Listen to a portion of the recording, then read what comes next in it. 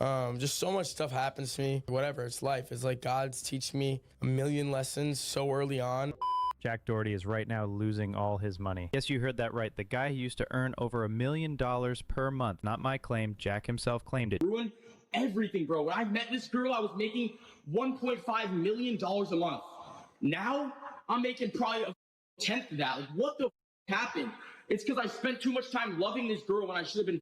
Did you hear that? Now this guy has literally lost all his income streams, and you hardly see Jack Doherty on YouTube or anywhere. It's not like Jack Doherty isn't trying to create controversy and harass people. If you go to his Twitter page, you can see him post. This has been something that happened, I guess, last night. And everybody is very unhappy about this. They're angry. They're upset. This is something that's been going on now for years on OnlyFans. Girls do this all the time. But I think now, like Little Tay, well, let me just go ahead. I'll take a step back and just explain what's happening, right? But this is fucking disgusting. Let me go ahead and explain what's happening. So, and let me pull it up. Little Tay, there it is. Little Tay, bro. Oh my.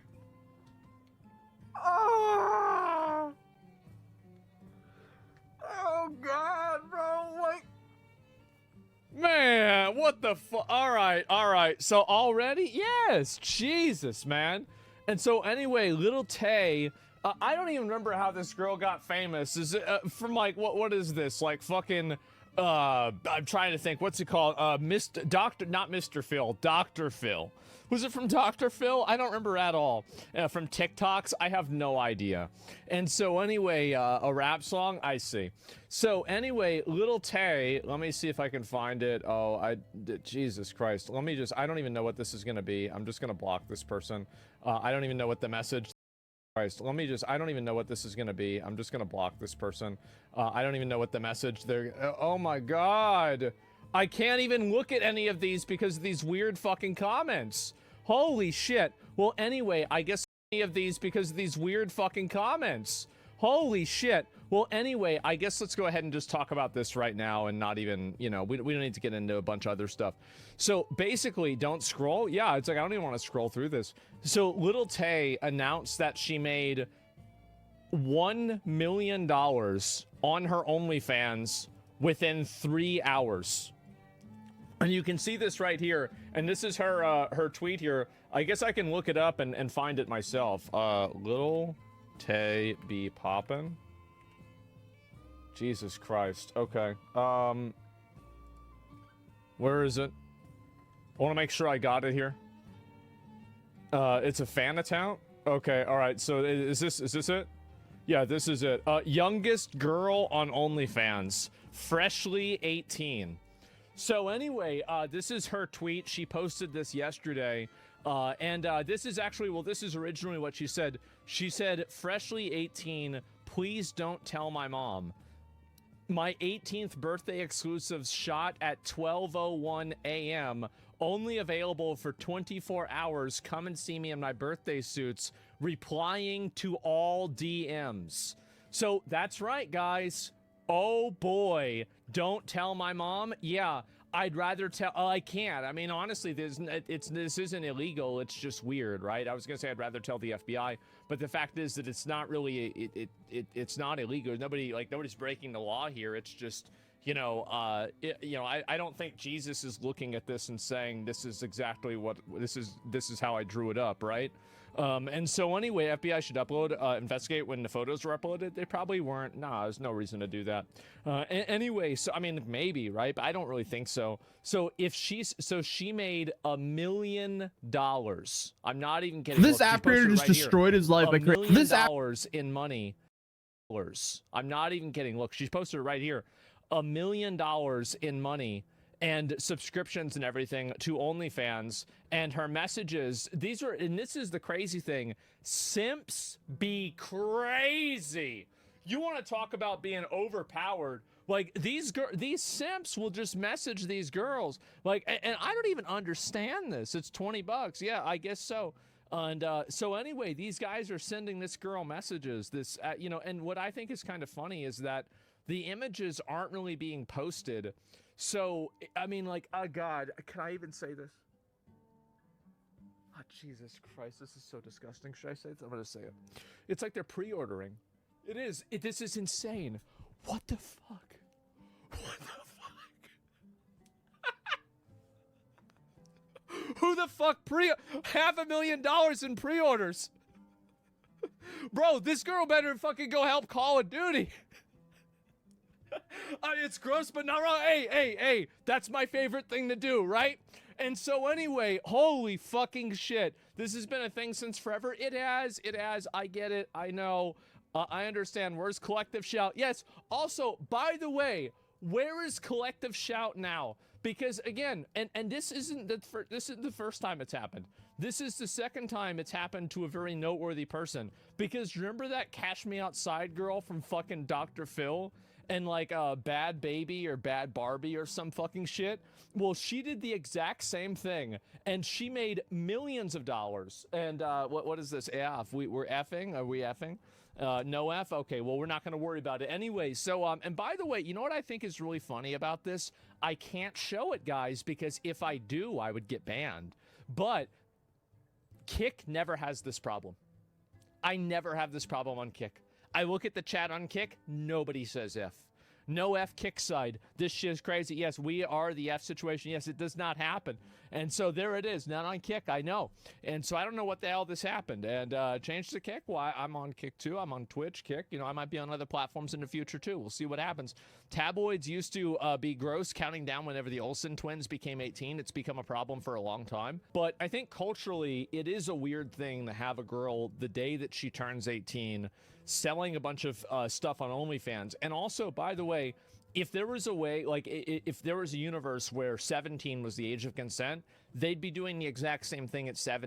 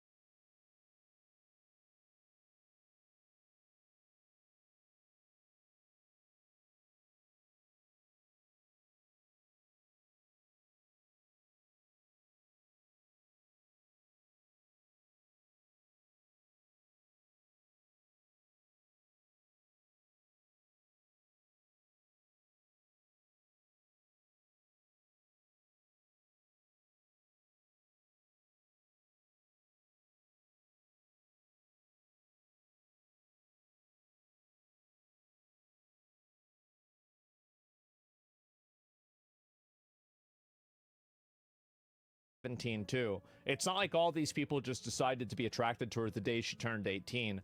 And this is a big thing that I think a lot of people don't really talk about a lot, because it's kind of it's gross, right? It's a gross thing to talk about, but at the same time it is real. It's absolutely real. It happens.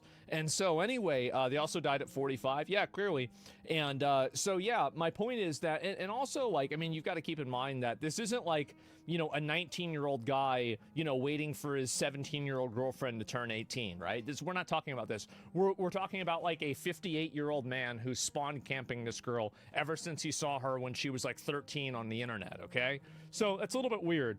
And anyway, so she made $1 million. $1 million in 3 hours on OnlyFans. And keep in mind, that is so far. How much do you want to bet that there's probably more money that she's made even past that? Yeah, there we go. Imagine a fallen. Oh, she's made it's really gross, dude. I'm telling you, that's how it is. And yeah, 3 hours. Taboo and illegal things are sketchy as shit. Yeah, exactly. Easy life. Absolutely. How much would the IRS take? Well, I mean, for the IRS would take, for this tax rate, it'd be 41%. And then you would add in the 7, well, it'd be 15% also on top of that, assuming that you're paying. Well, it depends on if you're doing it through an LLC or not.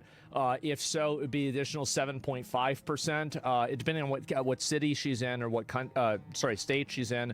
You'd also have no tax on tips. I think they should tax this one, okay? About half, right? Like, they take about half.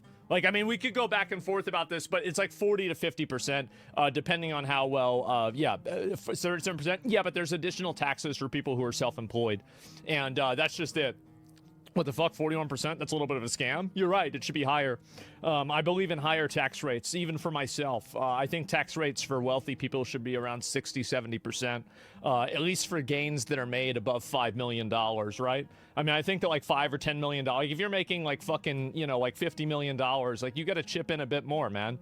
Like you do, because I mean, the only reason why you're not dead is because the government protects you. Like you got to chip in. Like if you can make $50 million off the country, you got to... Come on, bro. Like, let's be real, right? Like, I mean, just give a little bit. And so that's the way I see it. Anything over 50 is crazy. Yeah, no, I get it. I get it. That's the way I see it. That's where I'm at. I'll take. Well, I mean, really, y'all say I'll take, but I'm probably the only person who actually this would have any consequence to, right? Like, you can say that all you want, but like, I'm probably the only person that's gonna make anywhere close to that. Like, there's very few people that make that money, and so it'd be my money that's getting, like, I pay 7 figures in taxes on a regular fucking basis, okay? So, and I never complain about it. It is what it is, right? And so anyway, I'm not gonna make this about taxes, though. We don't need to get into a whole lot of this, but yeah, that's really it.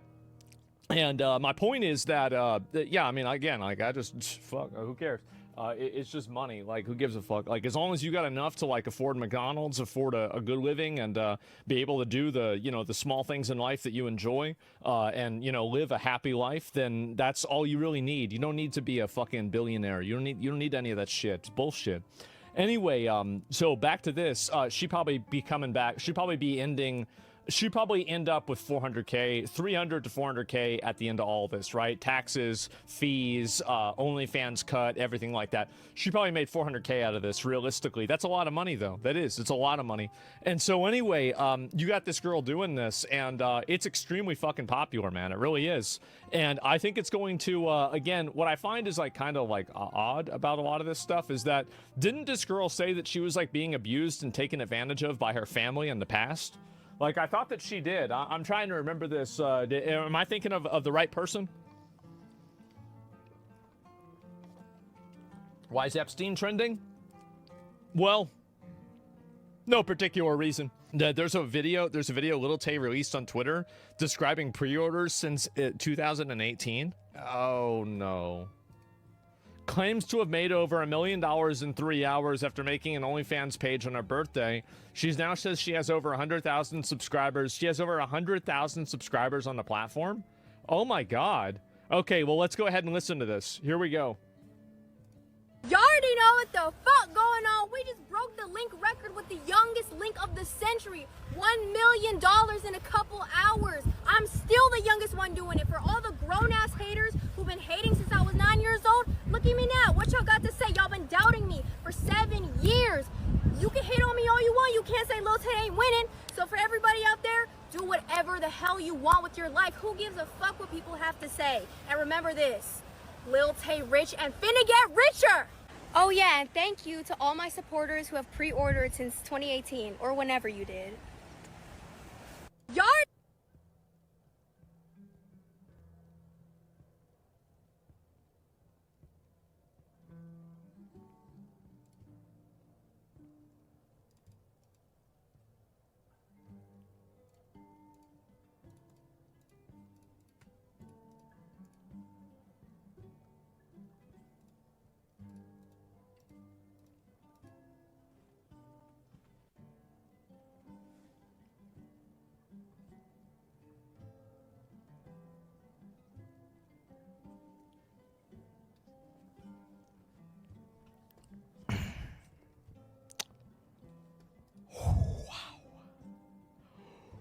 Whoa. Whoa, whoa, whoa, wow. Holy shit. Okay, and where is this here? And I don't know if I can find any more of these. And where the fuck did this go? And somebody else sent me this. And anyway, so she got pictures of her. The countdown has begun, and it's her posting a full photo. Bro, I don't even want to show that on the stream, bro. Like, god damn. Are you sure jail should go up from 2%? Yeah, it's spawn camping, bro. It's not even spawn camping. This is like installing a virus on a person's PC before they even install the game. Like, bro, this is like you're taking their account information before they can even make a character. Like, I mean, this is beyond that. This is a whole different level. And so that's where we're at now, guys. And who the fuck FOMOs that shit? I don't know what to say. But anyway, wow. Well, that's where we're at, guys. That's where we are. And that's the way it is. Do you think it's legal? Is it legal to do this? I think it is legal to do it. It's just weird. Like, not everything that's weird is illegal. There are some things that are just fucking weird, right? I mean, it's not really that complicated. Their managers tell her to make it at 11 years old. I don't want to know the answer to that, and you don't either. Their managers tell her to make it at 11 years old. I don't want to know the answer to that, and you don't either. Let's be honest here, okay? Like, this is the kind of stuff, like, whenever I see this, this makes me want to go watch Vinland Saga or Lord of the Rings. Like, I'm like, I have to fucking, like, detox out of this. Like, do something. Like, I've got to go find, like, another... Maybe I should go to church again, right? Yeah, I don't know what to say. And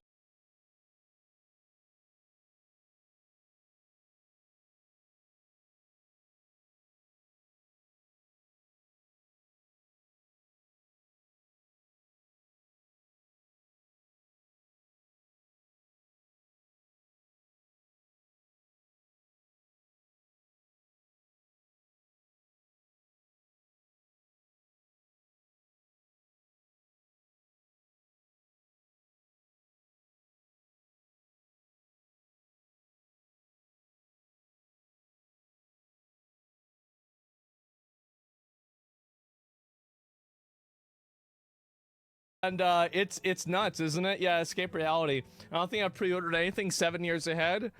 Can't you be happy for her success? I think that everybody should be able to do whatever they want, but I find it to be concerning that little Tay is doing this after she's expressed a history of being manipulated and groomed by and controlled by people who are older than her, managing her. And now I see her doing this.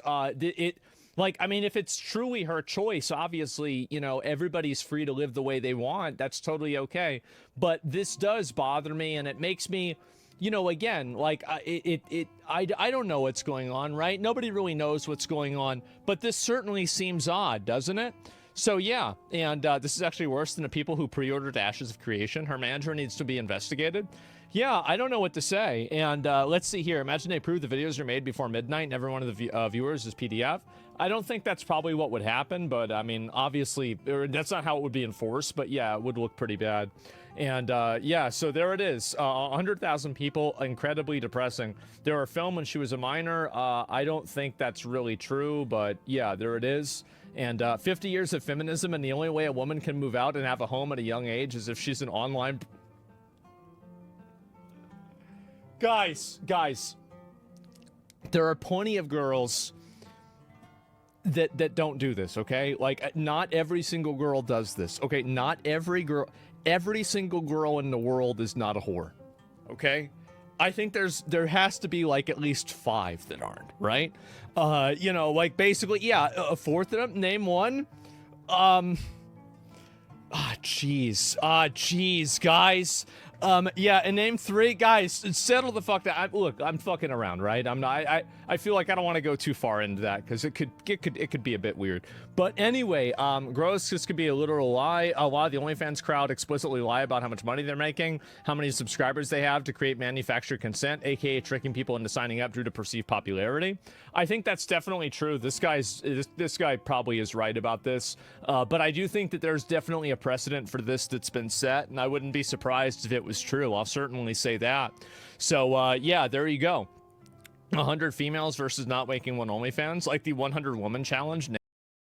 Name one. Name 100 women.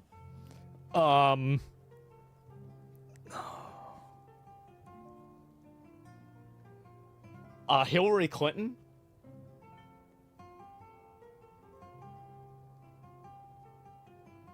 Fuck. Okay, let me think. All right, so... All right, well, there it is. And so, yeah, there. All right, so that's decent enough. And I was gonna say, oh man, you know what? Let's not even do that. I was gonna say Michelle Obama.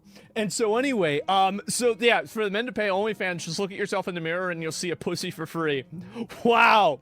And so anyway,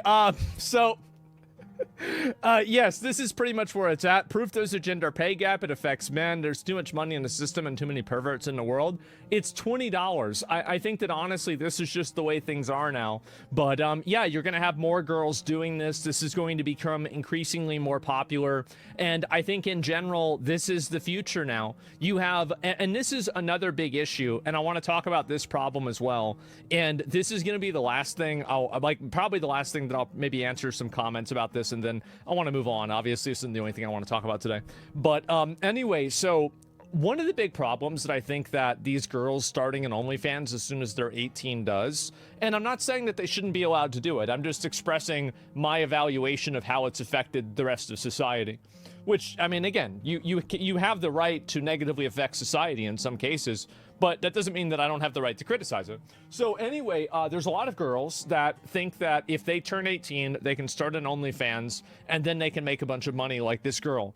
And I think that there's a very big difference between a guy wanting to be an NBA player and so basically a guy who's a failed NBA player and maybe he makes it to college, right? Maybe he just gets to high school and maybe he doesn't even play in college. Every single one of those guys that plays in basketball is all physically fit, healthy, active, and things are good for them, right? Because, sports keep you in shape.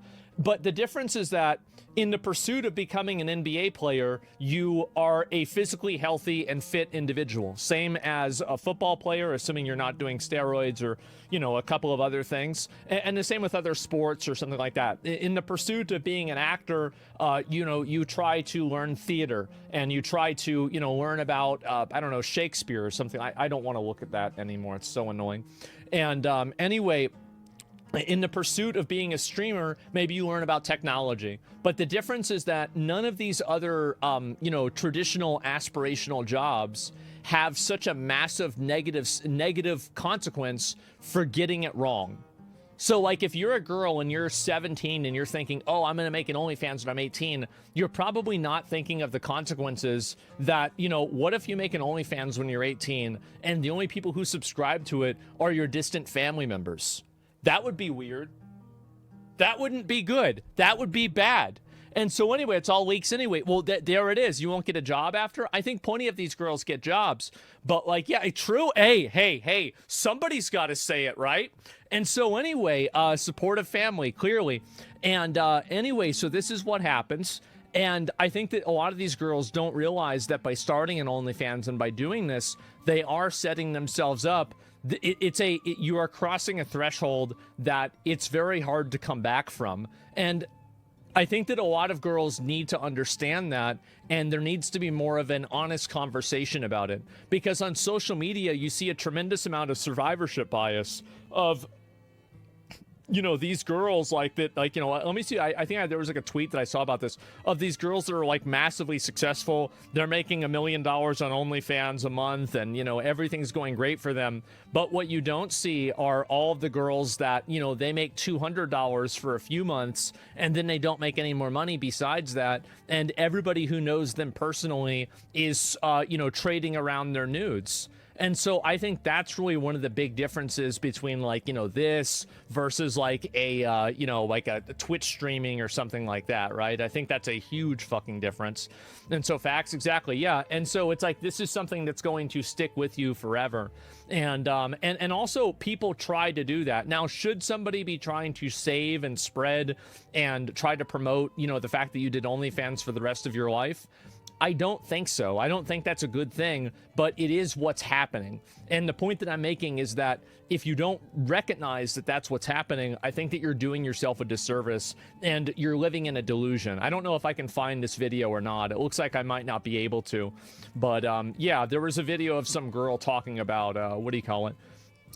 Talking about the fact, oh, is this it? Yeah, here we go. Sorry, I had to find this one, but here it is. So watch this. Me, the day I turned 18. I'm going to start an OnlyFans so I can move out and get rich. There it is. So when right go wrong, just say a little prayer. Get your money, man. Life goes on. $180 a month. Yes, I am hopeful for today. Take this music and use it. Hate videos. Still live with your parents. Yep. Oh, yeah. And so there it is, such a risk. It's a massive risk. And there's a huge survivorship bias that happens with it. And the point that I'm making about this is that doing it is a huge, like after you do it, that's pretty much about it. Right? That's about it. That's where we, that's where we are.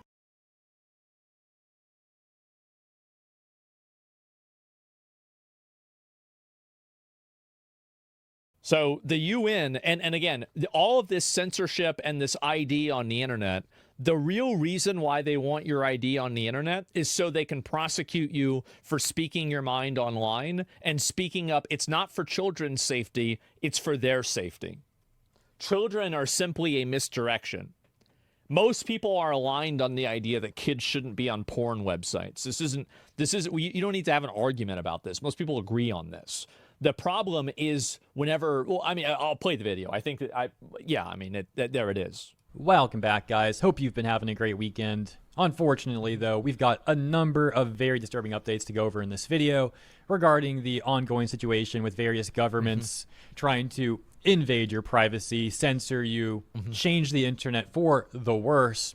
You know, all the sort of stuff we've been talking about for about the last week Well, now. they've already been censoring people, and they've already, like, people didn't have privacy to begin with. And now it's going to be even more extreme with every single website having to do it individually, which is going to cause so many problems. As it's still getting worse, unfortunately. Now, I've got this wonderful little graphic here on screen from the account SK Bytes.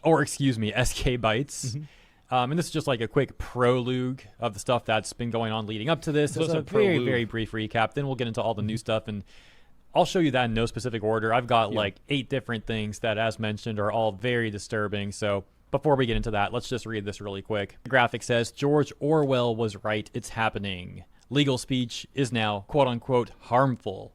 Platforms forced to censor you or face ruin. Age checks equal surveillance. By the way, surveillance and digital ID, they already have surveillance and digital ID. The real problem isn't the age checks. The real problem is the government using the information to prosecute you based off of speech laws. That's the real enemy. YouTube isn't your enemy. Spotify isn't your enemy. The government is the enemy. They are the ones that are trying to control what you say, and they are the ones that are making these companies do this. Do you think that YouTube wants to maintain a database of everybody's fucking driver's license? Why the fuck would they want to do that? No, they don't want that. They don't want to deal with any of this, because if they did, they would have done it earlier. The only reason why they do it is because they have to do it. To sell it? Well, they're not even selling it.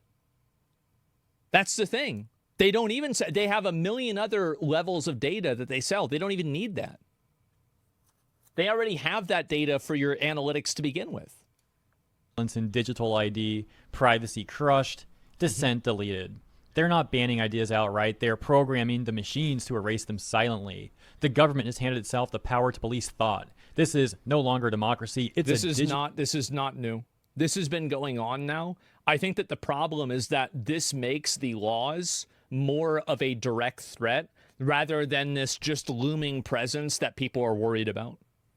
because now you have these laws that are directly in front of the public. Everybody can see it. It's right there. Digital dictatorship.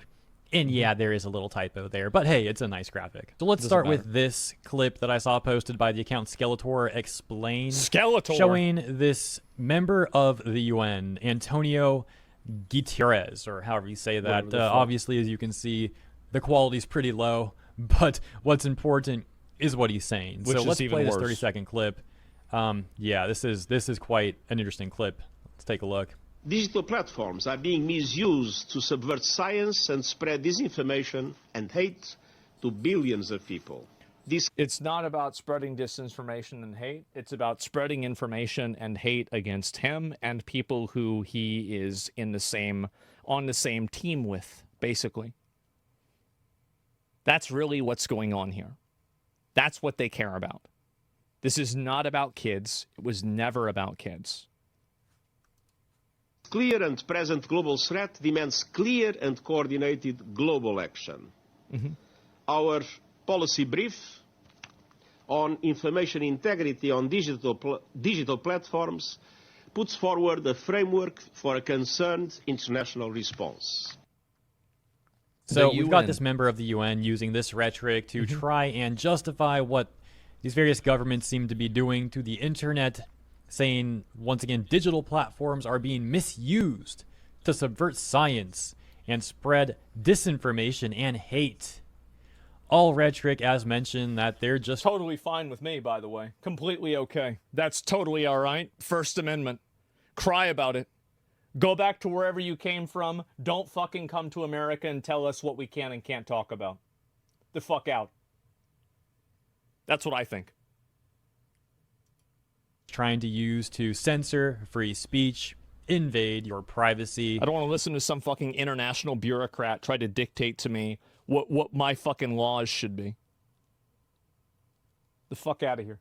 Police whatever they deem as quote-unquote Some wrong fat thing. old You know, I retard. don't need to sit here explaining it. You guys surely understand all of this. And who exactly is this guy, Antonio Guterres? Well, first paragraph of Wikipedia is I'll be reading on this guy, but this says, a Portuguese politician and diplomat who is serving as the 9th and current Secretary General of the United Nations since 2017. A member of the Portuguese Socialist Party, Who would have guessed? Guterres served as the Prime Minister of Portugal from 1995 to 2002. This tweet from Samantha Smith goes on to detail, with a video clip we're going to watch, how she was approached by UK's elite police squad, the one that we mentioned the other day when we What? read this article, which I'll just read the headline. Elite police squad to monitor anti-migrant posts on social media.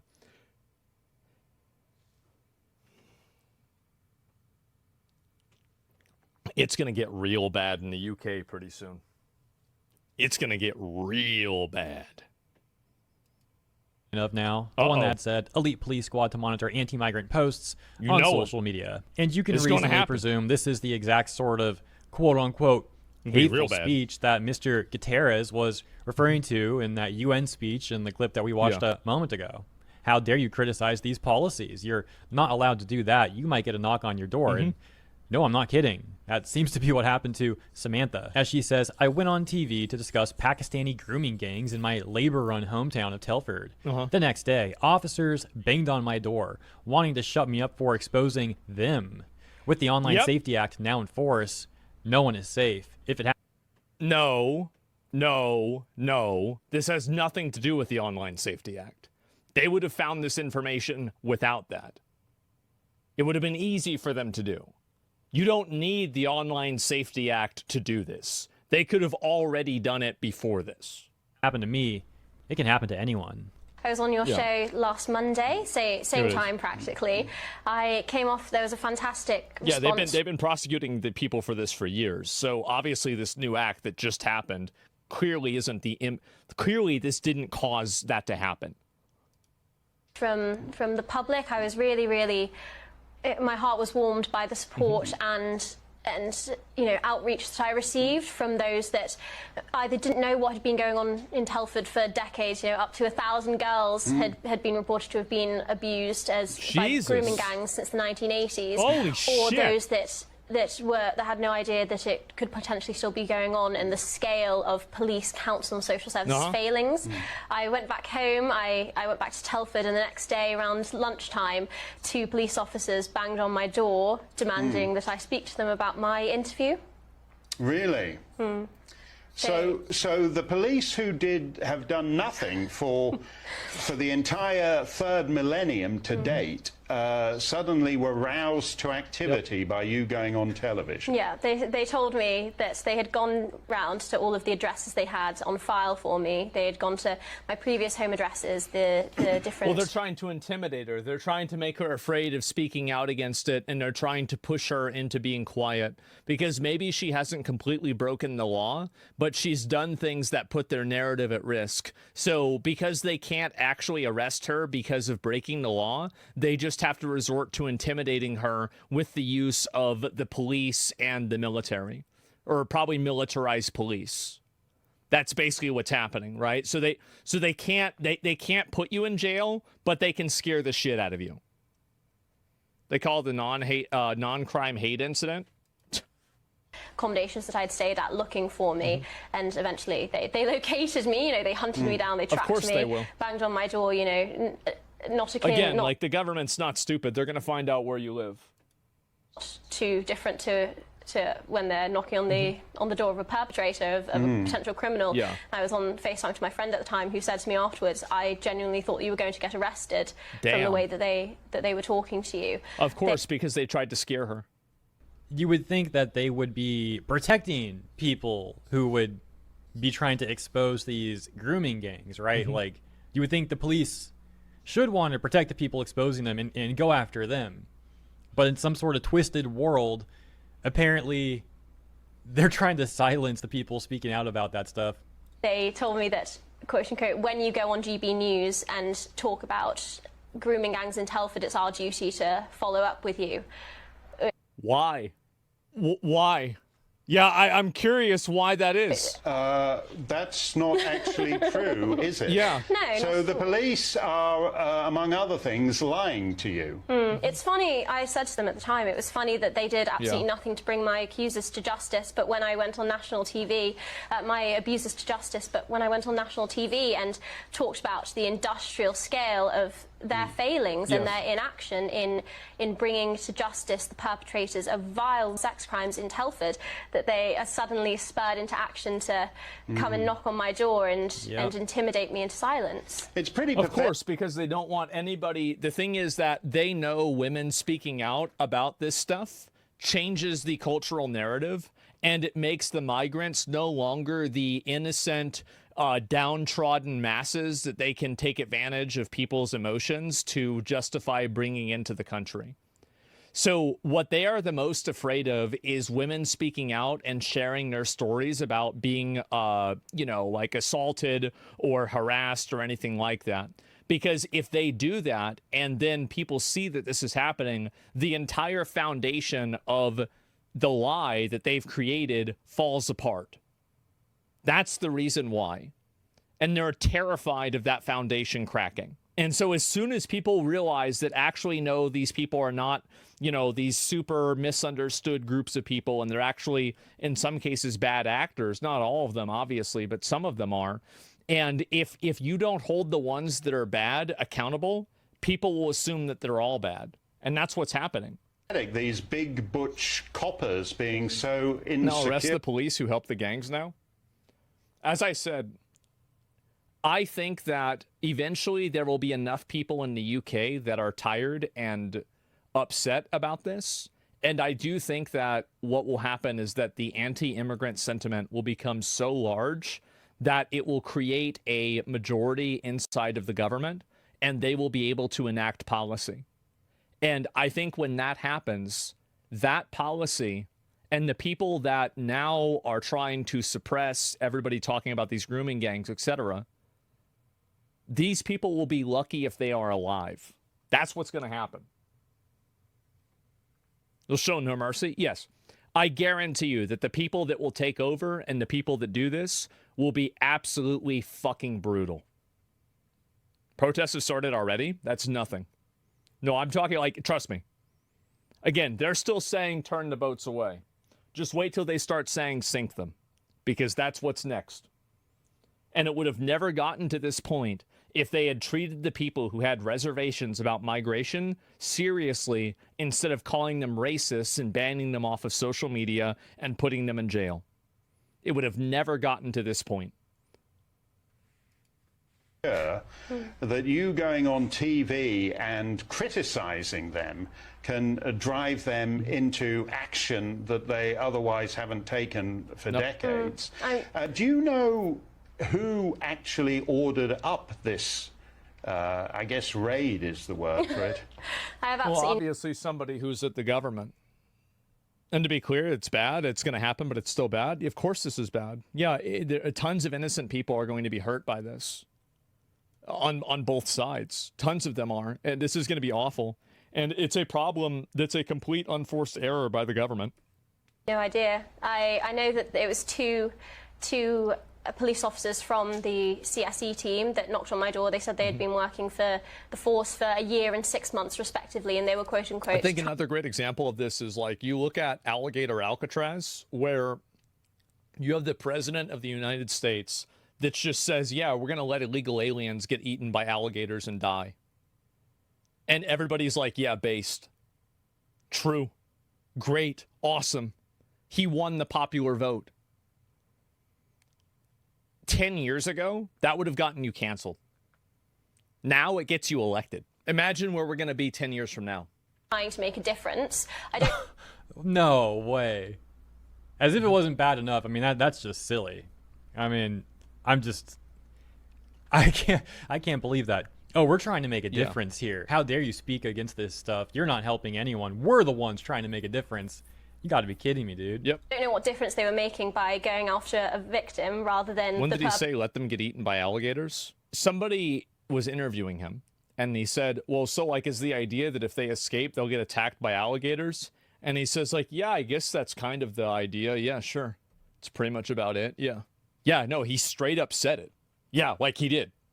Traces, those that have been systematically using grooming and passing girls around, like, you know, like... well, for decades. Absolutely insane. Of course, there is so much that could be said about that. It is just vastly disturbing, and my apologies for having to cut some of that. You probably saw the disclaimers I put on screen for very brief portions of that clip. She, as mentioned, did go into further detail about these disgusting crimes. And yeah, just think of the worst possible stuff that can happen to women and children. And that's sort of stuff that she's talking about that they apparently don't want her talking about. And that takes us to the next part of the video. In the UK, the Office of Communications is getting more and more desperate, it seems. This account right here, Alex Armstrong, saying exposed. Ofcom, Office of Communications, are paying influencers to spread propaganda about the Online Safety Act in the UK. What? Orwell's 1984 isn't just here. It's in full motion. Thank you to Dr. Hoenderkamp for bringing this to my attention. And I gotta say, like, before I can even read this, if you're an influencer accepting this money and doing this, I mean, just pathetic beyond words, really. So, goes on to say, paid advertisement. Where does it say paid advertisement? Where does it say? It shows this Instagram account here. It reads, as of the 25th of July, anyone trying to access adult content online will have to prove they are over 18. This is not to ruin anyone's fun, but it's about time that children are protected online. My skeptic inside of me makes me think that, is the advertisement for that, or is it for the can of soda that she's holding? Is that explained in the video? Like, I'm not convinced by this. Yeah, I'm sorry, but like, this isn't, it's not convincing enough.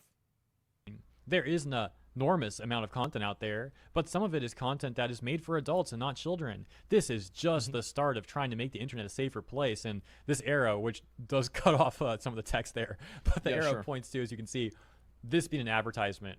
So, yeah, I mean, if this is all true, this is not a doctored screenshot, which, I mean, I don't think it is, but, you know, as a disclaimer, I will say, assuming this is all true.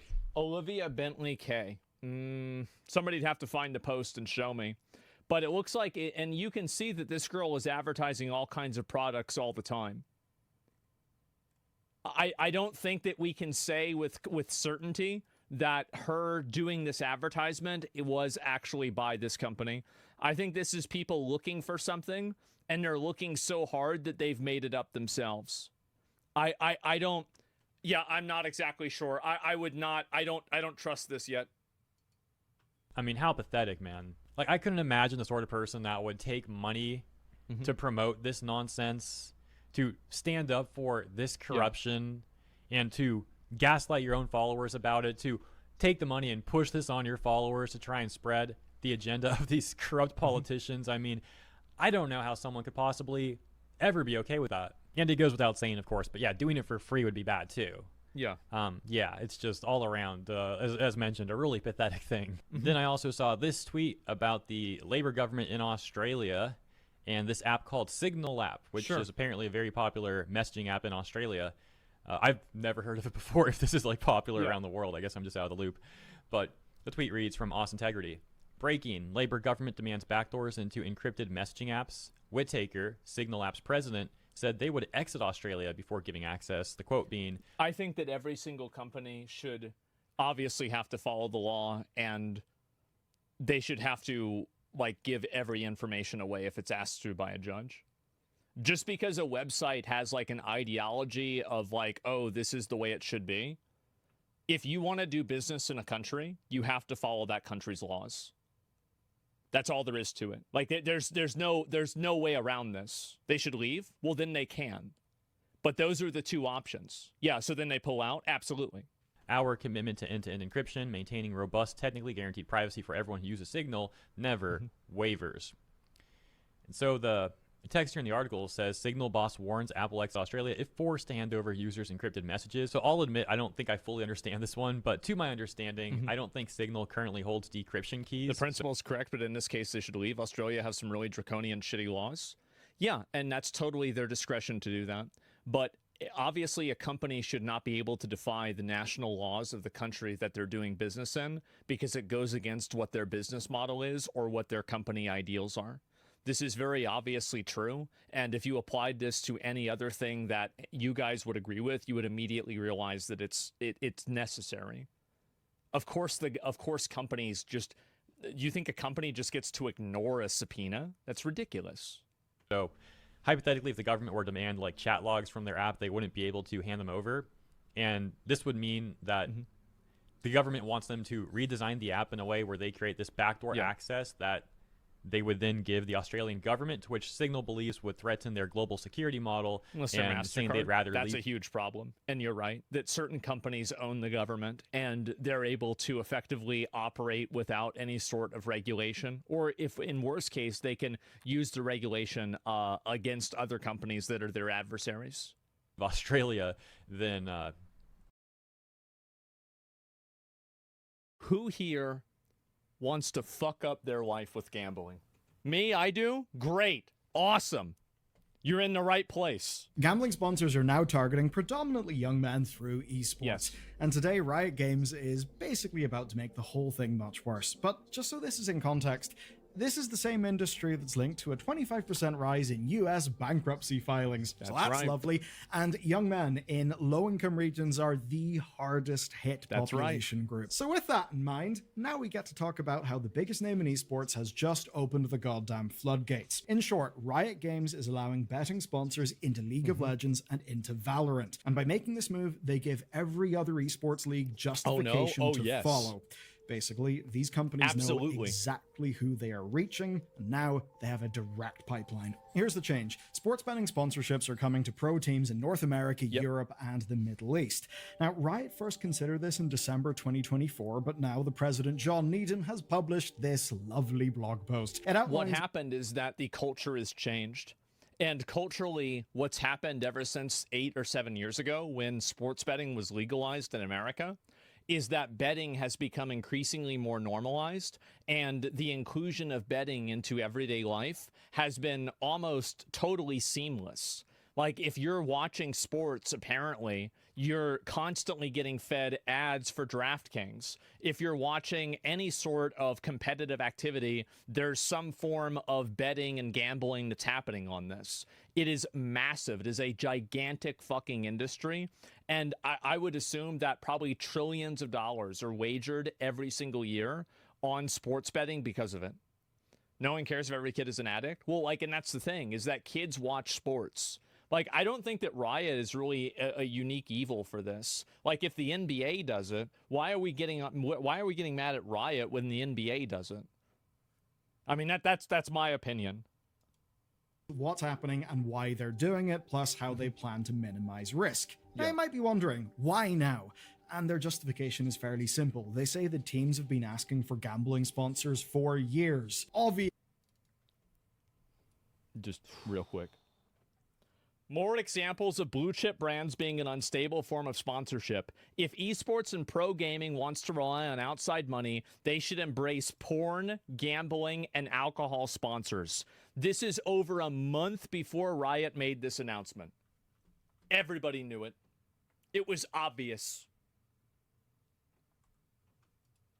Thank you. Because it's a lot of money. And audiences are already gambling. And here's the scale. League and Valorant generate 10.7 billion in gambling. But there is a problem. That's a lot of money. And that problem is that 7% of those bets are happening in unregulated bookies. And the unregulated part is what bothers Riot. Now, they say it's unsafe because people may lose money because these sites can be unscrupulous. And that absolutely is a risk.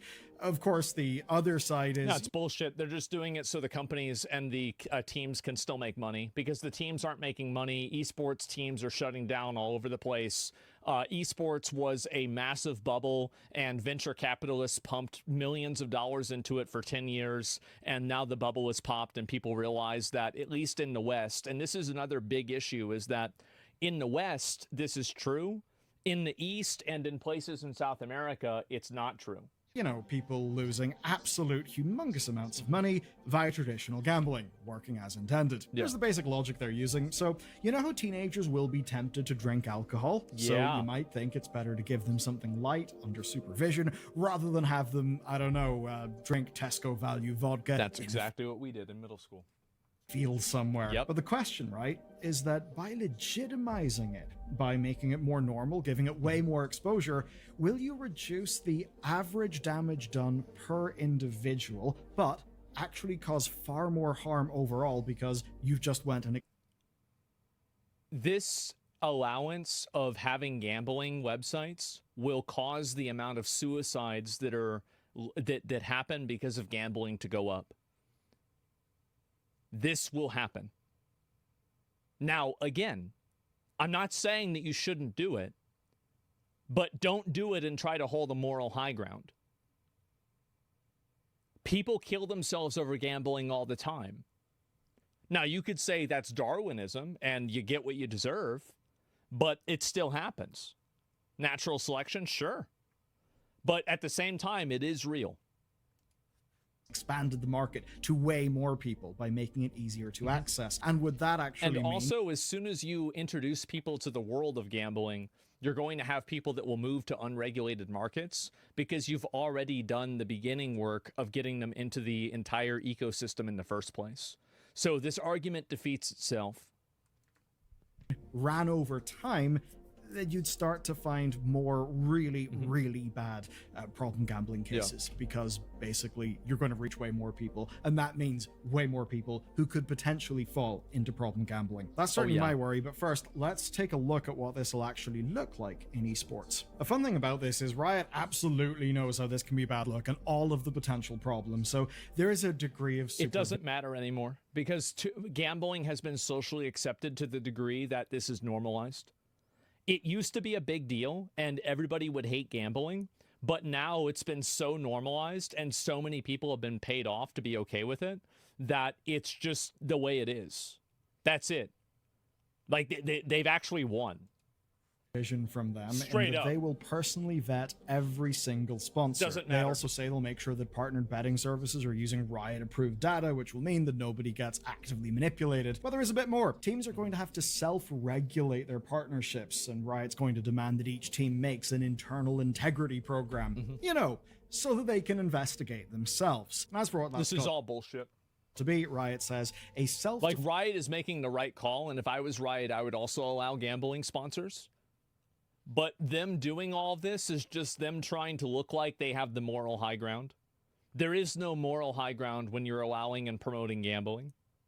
People will, guaranteed, people will see the advertisements from the teams that are playing in whatever league tournament that you're looking at.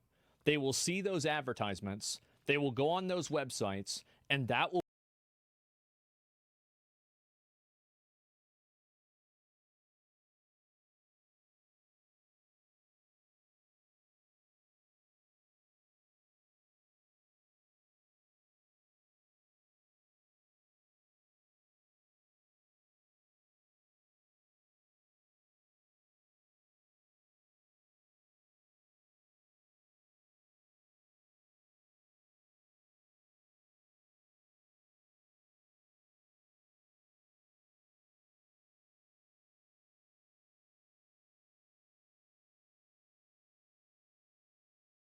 be the first step in a long journey that ends in them killing themselves.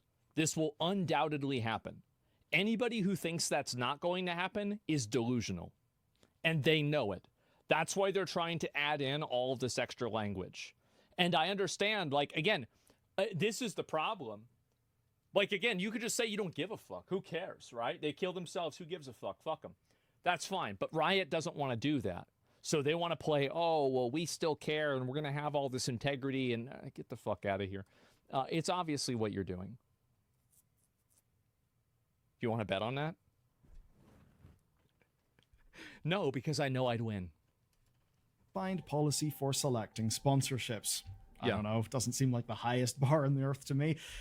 Teams can be held to this, though, by Riot and by fans, so you can see why they want to do this. You know, it's kind of like a PR incentive thing. Yeah. And it's all designed to keep bad actors out of things. And of course, money is going to be trickled down, just like how many gambling policies work. That's Riot correct. say that they'll take a portion of the revenue, and they say they'll invest that in Tier 2 esports programs. So the implication basically about right, that? is that these sponsors will become preferred betting partners, and in theory, that's safer than unregulated bookies, and that basically money from all of this is going to go into like the more grassroots side of esports. So really, dear gamer, all of this gambling is in fact good for you. Brackets, it's going to make all of us a shitload of money. But here's the thing. Yes. With how Riot are doing this, they are absolutely being cowardly, right? Because they've not fully committed to this. They if haven't. Riot had have simply said, look, we want sport betting in our league as a part of the financial ecosystem, then they could have said that, you know, maybe just like any other advertising thing. But instead, no. They are hedging their bets. You see, they still insist that gambling is... Well, they did that because they're afraid of the pushback. They don't know what the sentiment and the feedback from their player base is going to be for this. And so they left themselves a back door in case, or like an exit strategy, in case this had a really big backlash. But it didn't have a big backlash, so they're probably going to full commit on it. That's what happened. bad, right? I mean, otherwise, why ensure that it's checking not if the pushback would outweigh the potential gains? Yes, of course. Not officially connected. And even after vetting, well, just take a look at this. Riot-owned broadcast and social channels have got to stay betting free. That means no ads. Wait, what does this mean? No ads, no sponsored segments. Okay. Free. That means no ads, it means no sponsored segments from betting partners, and it means no betting partner logos on team jerseys. So that's quite funny when you think about it. It is putting the pressure on everyone else. Official streams, absolutely no gambling. So who's going to get stuck with it? Well, I think the answer is fairly obvious. And we know that it's the team owners who really, really wanted this. So they're going to have to figure out where to put their contractually obligated sponsor content. And almost certainly that means pressure on players. That's right. Players are going to have to promote these gambling sponsorships a lot. And again, I don't feel bad for them at all. Nobody is entitled to making a living playing League of Legends. If your business model is not financially viable, you have to do something different. That's just the way it is. Doing things like event co-streams. And those are actually not small numbers. As an example, co-casters of the 2024 World... They're already targeting teens? Well, yeah, of course. It's best to target kids because kids are stupid, number one. Number two, if you get kids into the practice of gambling early, then by the time that they're adults, then you can fully take advantage of them and farm them for as much money as possible. It's kind of like, there's a chicken farm or like a cattle farm. Like you don't kill the cattle whenever they're fucking calves. You wait for them to get into cows, you milk them for a while, and then you kill them. Like, that's how it works. Yeah, they grow onto the market. Yes, that's you literally farm them. Yeah, of course. Made up 87. That's why gambling. That's why they keep trying to push gambling to the youngest audience possible, because that is the audience that will have the least barriers in their mind against it. 500,000 hours, which is 45% of all event streams. So that's actually huge. Now, teams are going to have to walk quite the tightrope here. Basically, they've got to navigate platform policies and local laws. And as they do all of that, Riot will be raking in cash for permitting this. So the takeaway... Yeah, they will. But when kids realize how bad gambling screws you up from an early age, they might stay away from it in adulthood. That's what happened to me whenever I lost everything multiple times when staking on RuneScape. Yeah, you're definitely right. But do you really think that these companies haven't done research on this? Yeah, I mean, like, grooming works in every single other circumstance, but you think that for some reason gambling, it's not going to work? Really? Did it work for cigarettes? Yeah, it did. That's why they had to outlaw flavored cigarettes, because they were marketed towards children. Yeah, it did. Is quite a funny one. Riot Games thinks that betting ads are okay, but only if they're from chosen partners, and they don't think they're okay if they've got to advertise it themselves. Yes. Say, by a team having a logo on a jersey, that's right, and that team going to an event that they broadcast. I think that they will probably relax this rule once the social pressure against gambling becomes normalized. So they're like easing people into gambling. I think that in 1 year, they won't have the names on the jerseys, but maybe in 5 or 10 years, they will. Because at that point, it will be normalized inside of the space, and that inclusion will not be as dramatic. So this, yeah, you're doing it in stages in order to make people not get upset. Because they're managing their own PR at the same time. This is what I would do if I were them. Just quite weird, and it does look rather cowardly, like they're kind of trying to have it both ways. If it doesn't seem convincing to you, well, it doesn't seem convincing to me, and I don't think it should to either of us. Still have names in a it's year? no surprise that the public reaction here has been absolute skepticism at every level. So with it looking so strange, why would Riot and these teams think that this is the way forward? The answer is very, very simple. Money. Guaranteed money. Money, Who doesn't want some guaranteed money? Essentially, esports groups have not really had that much guaranteed money lately. The esports winter started ages ago, and it's still This is happening. 2022. We're seeing layoffs, we're seeing closures. Now, Saudi Arabian wealth has somewhat helped because, you know, they want to do some... And you also have Saudi Arabia. These are all these... I wonder if Tracer is gay in Saudi Arabia. I bet she's not. I've got a feeling that she's not.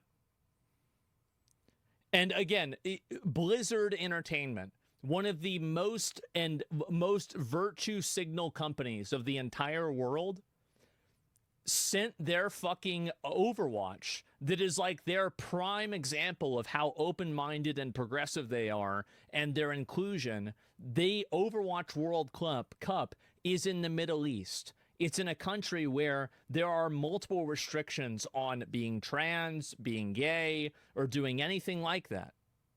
These companies do not care about these social issues if it costs them money. Isn't it ironic? No, it's not. It's obvious. Anybody who thought these companies really cared about them was just a retard. Gotten the word of it, but kind of when you launder your reputation through sports, it's a very well-known thing. And obviously, Saudi These companies have teams of child psychologists to know how to market to a kid. How is that not criminal? because there's not a law against it. That's why. Saudi Arabia expands its sports washing ambitions to the world of gaming. They are. And they will succeed in this. They already are succeeding. Like, do you remember whenever Miz and Emmy got a bunch of hate in 2021 or 22 for thinking about taking a sponsorship for Saudi Arabia?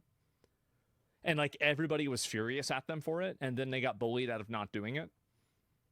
Can you imagine that happening today? I can't. It's because it's been normalized. That's why. And it's going to continue getting more and more normalized every single year. Prince of Saudi Arabia loves esports. Yeah, I know. Yeah, I think MBS is great. I mean, he killed like a journalist or something like that. I heard some bullshit about that, but like that doesn't. It's just like one guy, right? Overall, I think he's great. He has got its own ethical concerns. So with all that floating around, basically, this is more consistent revenue from an industry that's desperate to expand and is desperate for consistent revenue. But of course, this is all happening in a way everybody makes mistakes, right? That benefits Riot, but does not benefit viewers. How many viewers would never have touched gambling before this? I don't know, but it's well. If the number is the same, then they wouldn't get any gambling sponsors. It's very logical. Advertisers are not going to spend money on something that they're not going to get anything out of. The reason why they're spending money to advertise in League of Legends is because they're going to make money. Probably a lot, and what Riot have done is they've opened the door for that to happen, right? By normalizing it. And this doesn't even address some of the wider problems. Take a look at all of those gacha-based cosmetics that Riot rolls out, and I'm sure you've seen the headlines, right? Of like $350 to get like the big event skin. Well, funnily enough, a lot of people would say that that's kind of like the same as gambling. I mean, no, it's not. It is not even remotely close. When you are gambling on skins in a video game, you never have the idea of chasing your losses. Most people gamble because they lose all of their money, and they lose all of their money, and then they try to get more money to get their money back, and then they lose that too, and this happens X amount of times, and then they kill themselves. Gambling in a video game for items is not the same thing fundamentally, because chasing losses is the reason why people kill themselves primarily. Every dollar spent in Wuthering Waves, Genshin Impact, or the Riot Gacha boxes, you know you're never getting out of that game. You're never getting it back. You're never getting it out. It's never getting better. It's always going to be like that. That's bleak? No, but it's true though, right? It's true. So that means it's not as bad. Gambling in video games for items isn't as bad as gambling for real money because you don't have the ability to make your money back. So there's no ability for you to chase your losses, which is one of the main things that causes people to go into gambling debt and to ruin their lives. That's the reason that it's true. Yeah, of course. It's obvious. Sure, you can't cash out, but it's probability-based bullshit to get an item that you want. Well, now they would be feeding that sort of audience, one that they're cultivating with all these gacha mechanics, directly into betting companies. Yep. So I feel like if there's people who are going to be problematic with gacha and get themselves into bother, there's probably a lot of crossover with people who will get themselves into gambling bother. Yep. And financial trouble from gambling hits young men in low-income regions the hardest. Because they're stupid and they don't know math. And also they're desperate. The only way that they have to make money in a way that's not completely, like they don't have any education.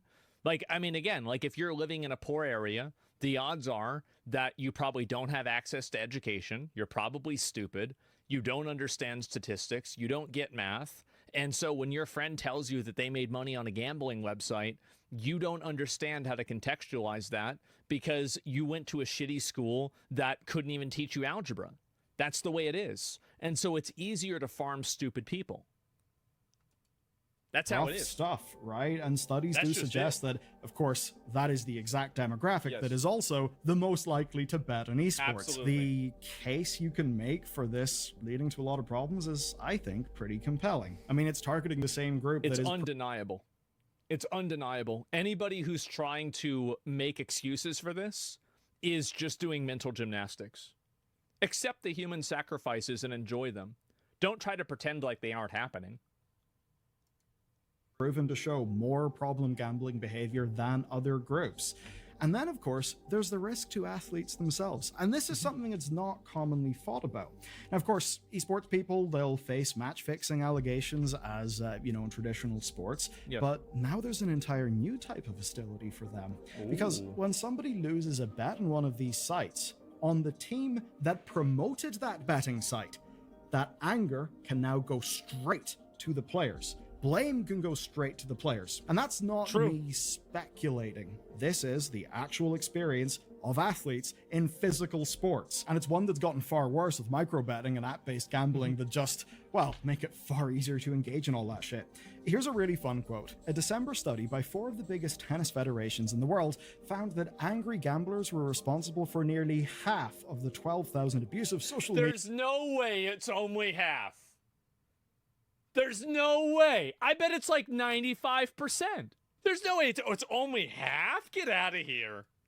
Media posts directed at tennis players that year. So that's, not great. And all of this is before we talk about how gambling changes the culture. And of course, in this context, it does. Changing the culture around our games. And that, of course, can hurt how our games are made and designed. We can begin this whole game gambling thing with the very obvious black market of CSGO skins, right? So skin gambling is already fairly entrenched. But these companies, they crave something more. They crave legitimacy. And Riot Games just gave them that. That's true. You see, gambling groups and online casinos have tried to break into gaming. Bro, he's up to 6,000 to spend? Oh my God.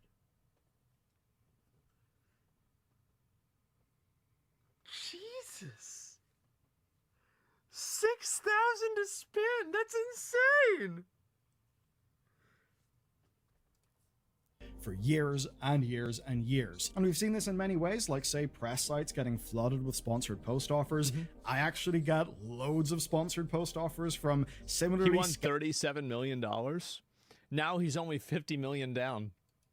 Sketchy shit that, of course, I declined because I don't want to promote gambling to people. But the whole point in all of this is about normalizing the advertising of gambling, right? Getting it in front of an audience who are familiar with the idea of playing 6K odds. spend is insane. It is. And we can take a look at this already happening. For one, the escapist immediately began running ads after being sold. And those ads included best offshore casinos for US players. Ah, how about that? Wow, what a surprise. Who could have expected this? Besides everybody.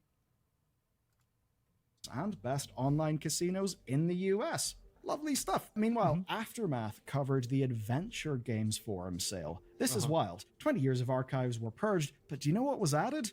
Gambling coverage with advertising. Lovely. So, it's not about the games. It's not about gaming culture. It's about getting gambling in front of more eyes. So it's normalized. That's one piece of the puzzle. Get more people to see gambling in the context of gaming. And this is also another big issue, is that normalizing behavior is really important. Like, so there's another example of this is like Twitch streamers with advertising. So with advertising and doing sponsored streams, doing a sponsored stream used to be worse than saying the N-word. But now I think it's so normalized that nobody cares. It doesn't even matter anymore. And so, like, if you normalize it enough, it becomes just the way it is. It's the same as having ads on the internet now. Tell us what stops you from gambling. I just think it's rigged, and so like that's it. And yeah, that's, I mean, like, you have a machine, the machine never runs out of money, but the people always run out of money. Huh? How? Come on. Piece of the puzzle? Well, that's to make it legitimate. To make it legitimate, to make it feel legitimate, you gotta get someone like Riot on board. And that is exactly what Riot have been seemingly happy to do. Okay, I'll turn the focus back to Riot now. I don't think that they wanted to do this. I think that they had to do this in order to maintain their esports program, because the esports teams probably can't make any money. and they have to effectively turn to the dark side. You tried selling potatoes, it didn't work. You tried selling cheese, not that much cheese. You tried selling hamburgers, McDonald's was better. But have you ever tried selling crack?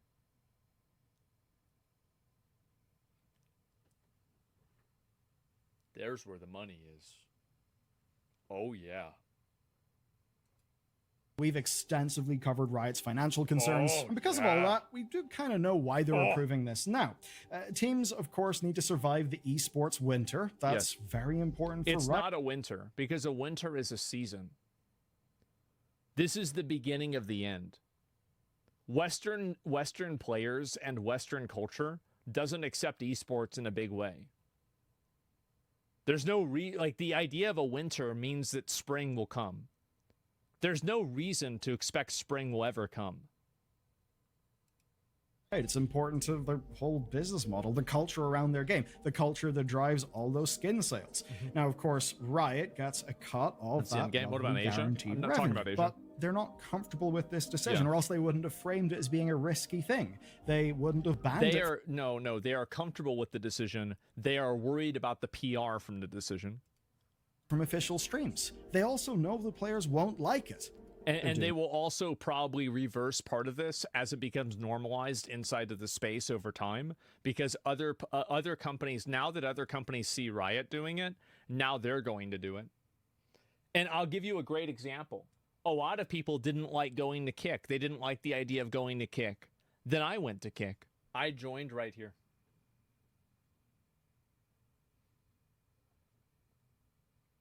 You got to stroke his ego. This isn't the ego. This is just the truth. You could say you kick things into high gear. Tectone was first. Tectone was first. That's true. You're right.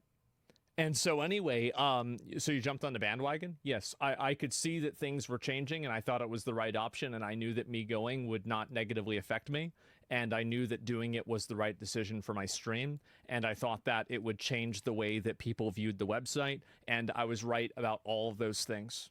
It anyway, and now the floodgates are very much opened, because every competitive esports scene, from the perspective of financial incentives, they all want these sponsors to get a green light. That's right. And if this is happening with Riot, right? If Riot can get comfortable and take the flak for being a bit of a first mover, then smaller groups will also move. Of course. And that means we are going to be looking at a very different industry in a few years. And frankly, it's an industry that is shown to be a true parasite.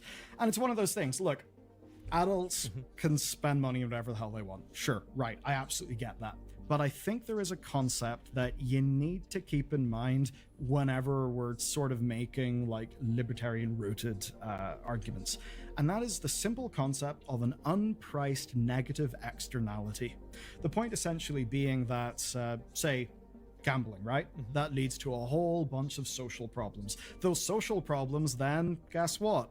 Cause problems in the community. Now that can mean that the state has got to... I think you're wrong about League's money. They funded all their games just from League. Valorant's a dead game. TFT's carrying itself. All the other projects are just off of League. The teams making money... I'm talking about the teams making money, not the company making money. Spend money because it furthers a whole bunch of bad outcomes. Obviously, there's problems within families, problems in the community. Now that is something that we all pay a price for. Do you know who does not really pay a price for that? The gambling companies. It is. Well, they do, because they lose a person. There's a guy, he used to gamble every day. He'd gamble all of his money, and then one day he kills himself. Well, fuck. Now he's not gambling anymore. What are we going to do? We got to get a new one. Nice negative externality. Will somebody think about the gambling companies? So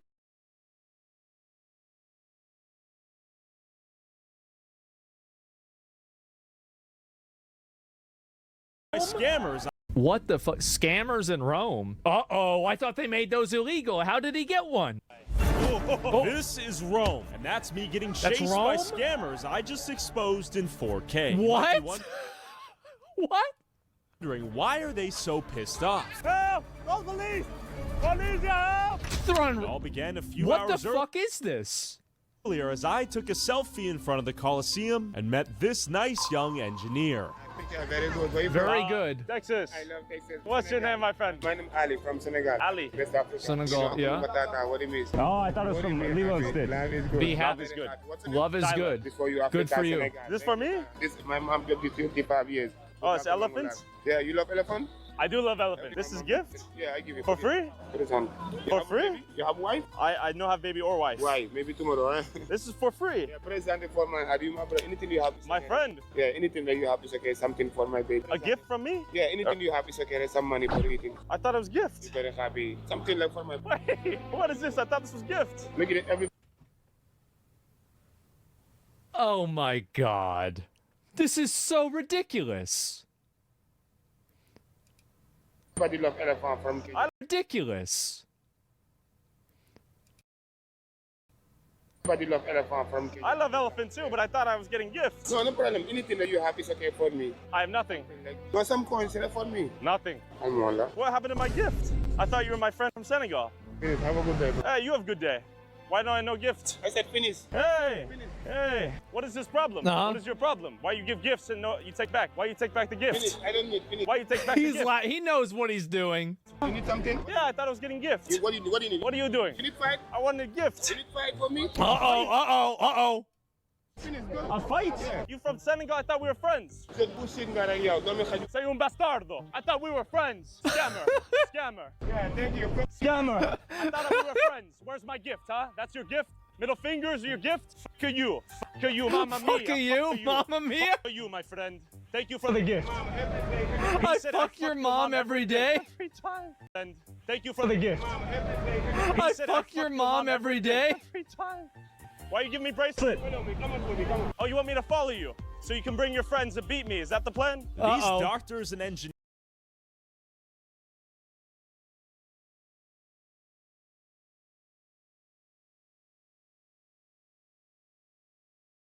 engineers follow the same playbook they use in Paris. See, this is what they do every time. This is just like in WoW, where they're normal whenever it's a 1v1, and then suddenly they get a boost of courage when their friend shows up. Yep. Lure you to the lower ground so they can throw projectiles like dead pigeons. He's throwing dead birds at him? Mud, and souvenirs at you while they swarm you with their gang. What are you doing, my friend? What are you doing, my friend? Don't film him. Don't film him. You want to fight? I thought we were friends. I thought we were friends. Every day here. Huh? Oh.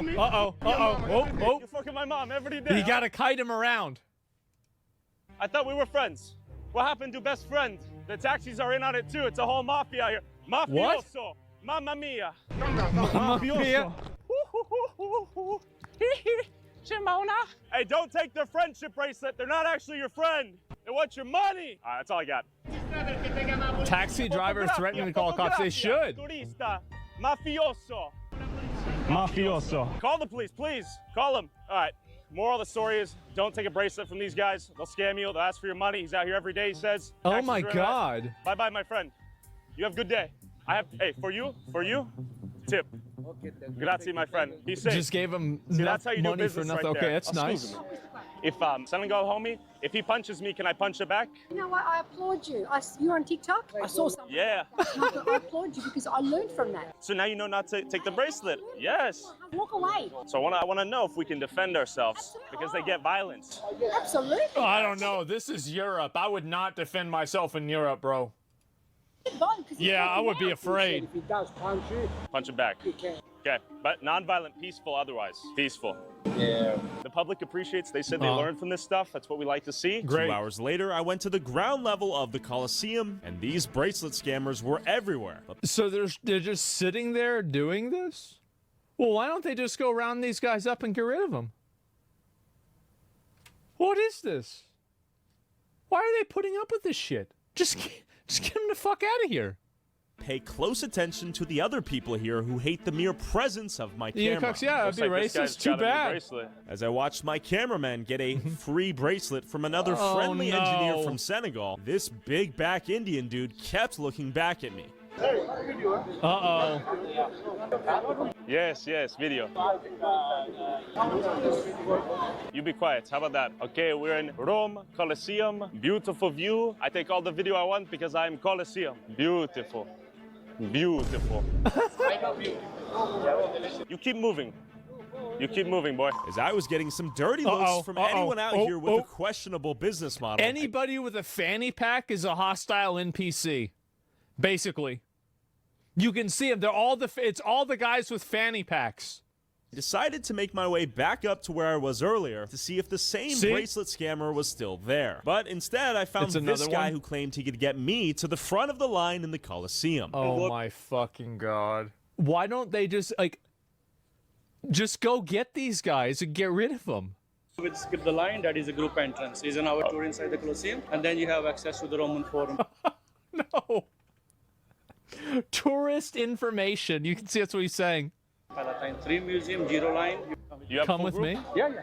Yeah. And does it guarantee me I get in? Of course. Of course. Oh no. Legit? Yes. Okay. Curious to... Of course. Of course. Oh no. Legit? Yes. Okay. Curious to see what this service was, legit or not. I followed my guy here with the camera to see what the deal was. But it turns out my friend who told me to stop recording downstairs had followed me all the way up here. How much is it? How much is it? You have 3 times a day you sign up.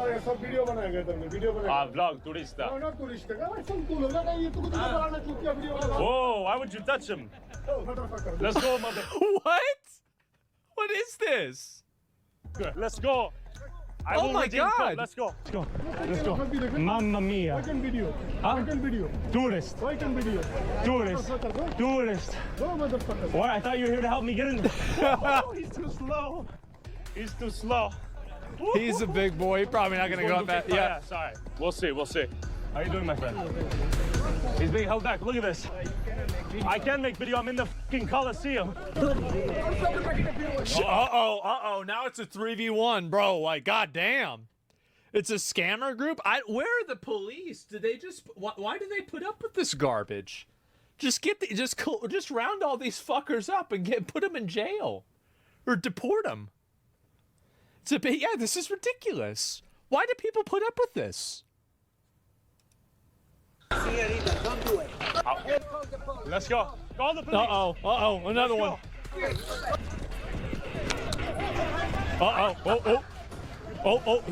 getting a rock. Come here. Uh-oh, pigeon's running. Mamma mia. Oh, he's kiting him. All the scammers He's work kiting together. him. Big squad. Polizia! Polizia! Attention! Throws water. Oh, shit. He's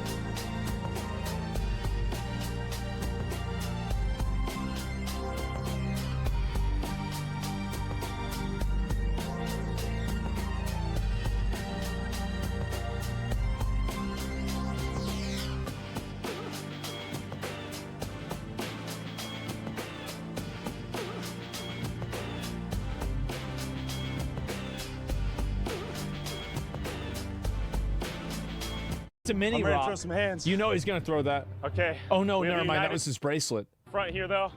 He's coming the police, my friend. Thank God. Now you pay me for private. He's fine. Oh, he's gonna bring off his shoe. Uh-oh. Uh-oh. Jesus Christ.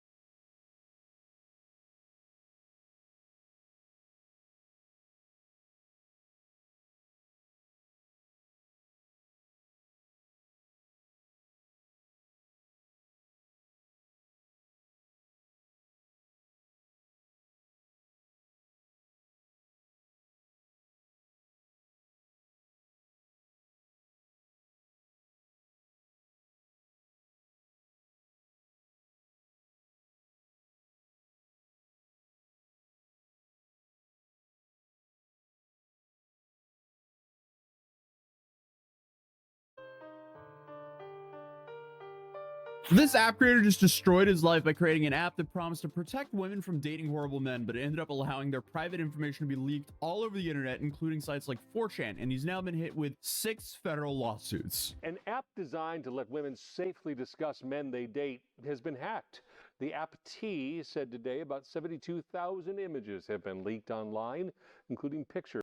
He said today about 72,000 images have been leaked online, including pictures, photo IDs of users that were submitted during account verification process. But before we go any further into the story, we need to understand what this app does and why it was created. So you have this app called T, and it's described as the Yelp for dating. This site allowed women to, I guess, avoid terrifying online dating experiences by posting photos of men and seeing if anyone else had the same bad experience with the same man. T had marketed itself as sort of like Yelp, but for dating. So instead of reviewing a service, you were reviewing an actual guy that you'd gone out with. But the concern here was that you had a lot of guys who often frequent a ton of dating apps at once, and they're committing kind of the same offenses, sometimes being creepy, but sometimes being dangerous or violent with women. And word doesn't get out to enough women at the time because these guys are on so many different websites, right? So the idea that the T was saying was like, don't worry, this will be a central place, not a dating app. This is more of like a research app. Gee, I wonder what could go wrong. But it's said to be influenced by Facebook pages like Are We Dating the Same Guy? A good example of this would be a 27-year-old woman who became skeptical of her partner. She was recommended the Facebook page by close friends, only to find out he'd been posted about in a negative light by like 10 different women. So in theory, this gives women a form of protection to help them avoid bad experiences with men they're going on dates with or men they've already been in relationships with. And while I can definitely see this app could be used for good, I can also see, wow, this app could also be used for harassment. But unfortunately, that's not even the app's biggest problem because recently the app was hacked. According to the media, passport information, driver's license, and full names of the women all across North America were leaked. But was it actually hacked or was it just coded extremely poorly? Well, that's what we're going to be discussing today. So for some backstory for you, T was founded by Sean Cook in 2023 after he witnessed his mother's terrifying online dating experience. Apparently, she was being catfished over and over again, was unknowingly talking to men with criminal records. So how did this app help with this problem? Well, this app allowed women to post the man's first name, age, location, and other women on the site could share their experiences and share whether the man was a potentially good or bad person, using the terms red flag or green flag. And early users of the app had to verify with a form of KYC, meaning they had to upload a photo of themselves and a ID, so government ID and a selfie of themselves to verify their age and gender. This is because the T app was a woman-only platform. The uploading your identification feature was later removed at the end of 2023 and changed to simply allow you to upload a photo of your face on the app. In their terms of service, they promised that these images would be instantly removed as soon as the verification process finished. Well, apparently that didn't happen. This may not seem important now, but trust me, it plays a massive role later on in the video because every single user that signed up at the time just had their personal information leaked online. The T app suddenly went viral in 2025, reaching #1 in the App Store with a total of over 4 million women across America using the app. And this is a surge that was fueled mostly by TikTok and media coverage. And I mean, it's a solid concept, so there was no doubt that it was going to go viral. But here's where things start getting a little bit sketchy and the cracks start to show. Even before the so-called hack or leak online, the app was drawing a lot of controversy over privacy, defamation, and people's overall opinion of the app. Online critics explained that the anonymous posting about men could lead to false accusations and even doxing. There's also been a bunch of TikToks that suggest that someone may have ended their lives because of this app, but we found no information to actually verify that this is true. We just have a bunch of different TikToks talking about knowing of men that did that because of this app. And honestly, if you have an app that's designed to anonymously trash talk people, it's not super far-fetched that that would happen. Providing a forum specifically for people to just post whatever defamatory claims they want about other private individuals who themselves have no opportunity to speak up for themselves, complete with their names and their pictures and identifying information. That should not be legal. But I can see how this is two-sided because you have one side that says, yeah, this is good. This potentially stops terrible men ruining women's lives. But then you also have to realize that there's this other side that points out that men are having their photos and information posted online without their consent, and that can lead to harassment because there's no guarantee that the information being shared about this man is even true. There's the classic argument of what if men had an app where they took non-consenting women, they talked about how ugly they were, they talked about how many people they slept with, don't ever consider this person as a partner, they've slept with 5 other people or something like that, right? And they called them psychos on this app, etc., etc., that made up stories about it. Obviously, instantly would be banned, wiped off the face of the the earth, most misogynistic app ever, etc., etc. And obviously, it doesn't make it okay when women do it either. But this isn't even half of it, because as I mentioned previously, the app reached #1 on the App Store. And well, only a few days later, they experienced a massive data breach in which 72,000 images, including driver's license and faces of the early users from 2023 to 2024, those images, they were scraped off the web and just dumped onto 4chan. And the media referred to this as a massive hack. Hackers gained access to 72,000 photos, including users' selfies and photo IDs. T's parent company says more than 4 million women use the app. But from the information we've seen online, it doesn't seem like this was the case. It doesn't even look like a hack happened. It looked like it was just built so poorly that any random person could access all of this private information. This app might have actually been vibe coded. So for the people who don't know what vibe coded is, it means the app was coded using AI and that there was no real professional development whatsoever. Now, do we have proof of that? No. But according to the internet, it seems poorly made. I am no computer programmer, so I have no idea, or I would not be able to identify if it's poorly made or not. But I'm just going off of what the internet is saying now. But it seems like they made no effort to ensure the safety of their users and made a simple drag and drop app. One of the original 4chan users who dumped the database had this to say: if you sent T-App your face and driver's license, they doxed you publicly. No authentication, no nothing. It's a public bucket. And if that went over your head, a public bucket, put simply, just means public online storage, meaning all your information was literally just sitting there for anyone to find. So calling this a hack is kind of laughable because it was already just sitting there. Anyone could grab it. This is not a hack.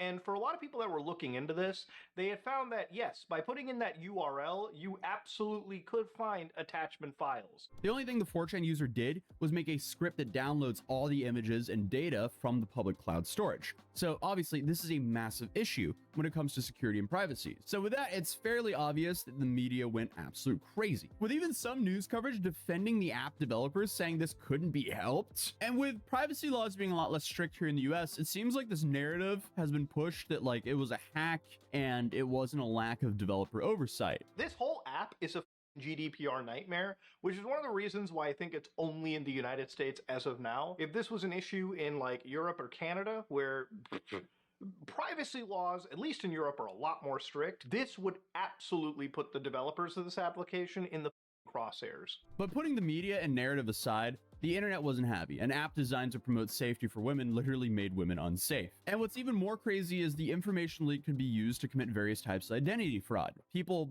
could realistically use this information to sign up to crypto sites, gambling sites, all sorts of stuff to KYC. Like, this is a nightmare because like a very real worry you have to have.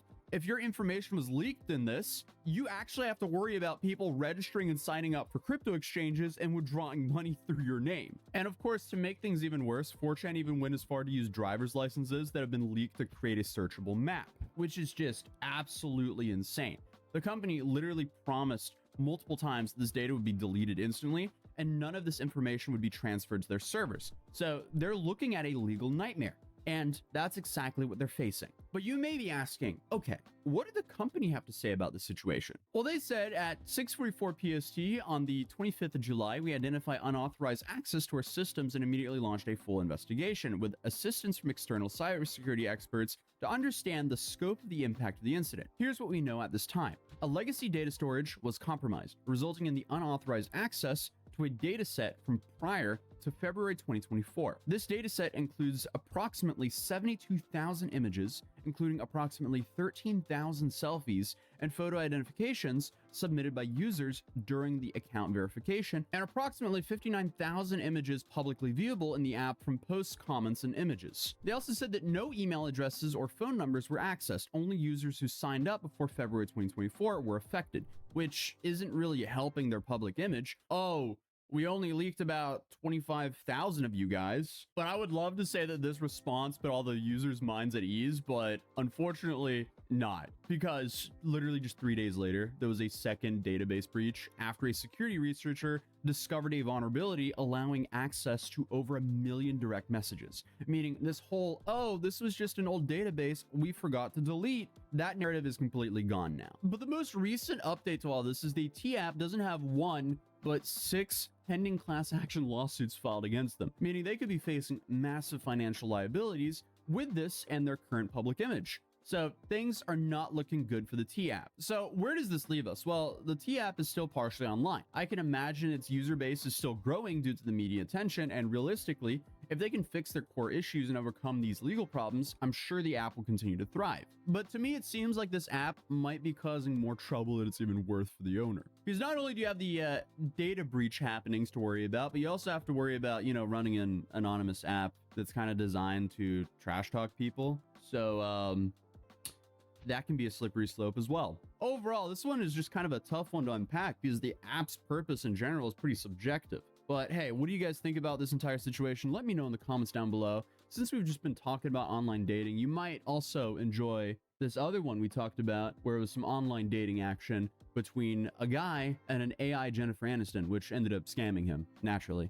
But it's still a wild story you can check out here. If you're new here, feel free to subscribe, drop a like on this video, and I'll see you guys tomorrow. Peace.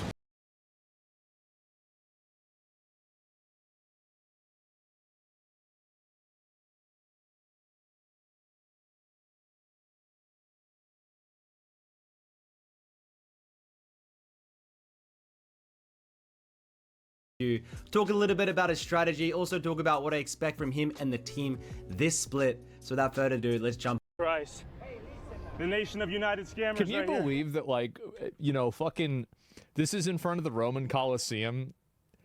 I wonder what the Romans would think if they knew that thousands of years in the future, there would just be a bunch of random retards sitting in front of the Colosseum trying to sell fake bracelets and then beating people up for not giving them money over it.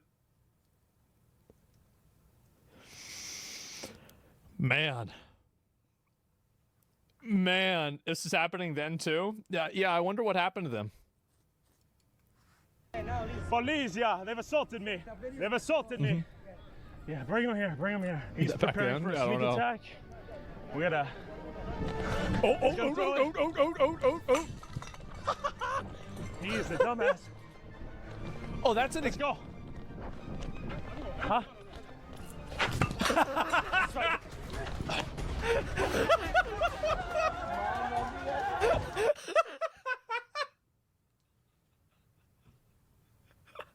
Oh my God!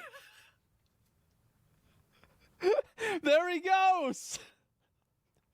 Bro, he just bonked him too! Holy shit! This is insane! Oh shit, he's parkouring! As I was getting chased by the mob, I made the mistake of taking the wrong turn and running straight into an inescapable cliff. Uh-oh, uh-oh. Help! Help! Uh-oh. Help! Just jump. Things were looking bleak. Help! Wait, oh, they're getting him from the other side. He's just picking up rocks and throwing them at him. What is this?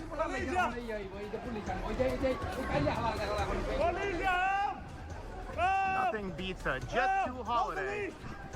Oh, police! Jesus. Yeah, bro, he's trying to safe spot him. Police! Where were the police in one of the busiest tourist destinations on Earth? That's crazy that there's no police there. Joe Biden. Call Joe Biden, call Donald Trump.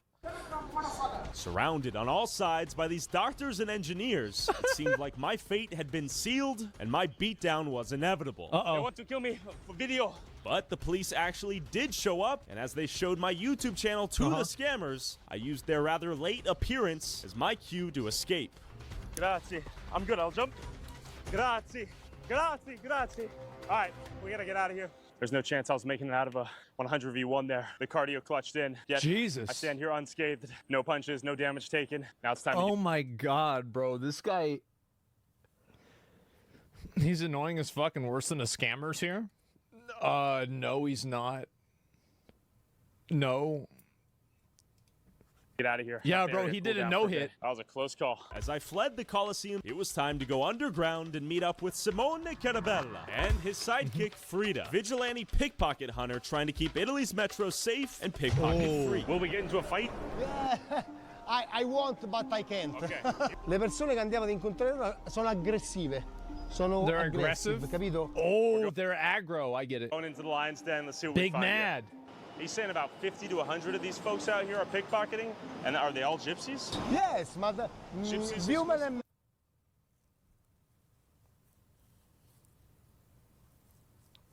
I feel like I'm watching Borat again. Oh, God. How long has this been going on? How many hundreds of years? Oh, my God.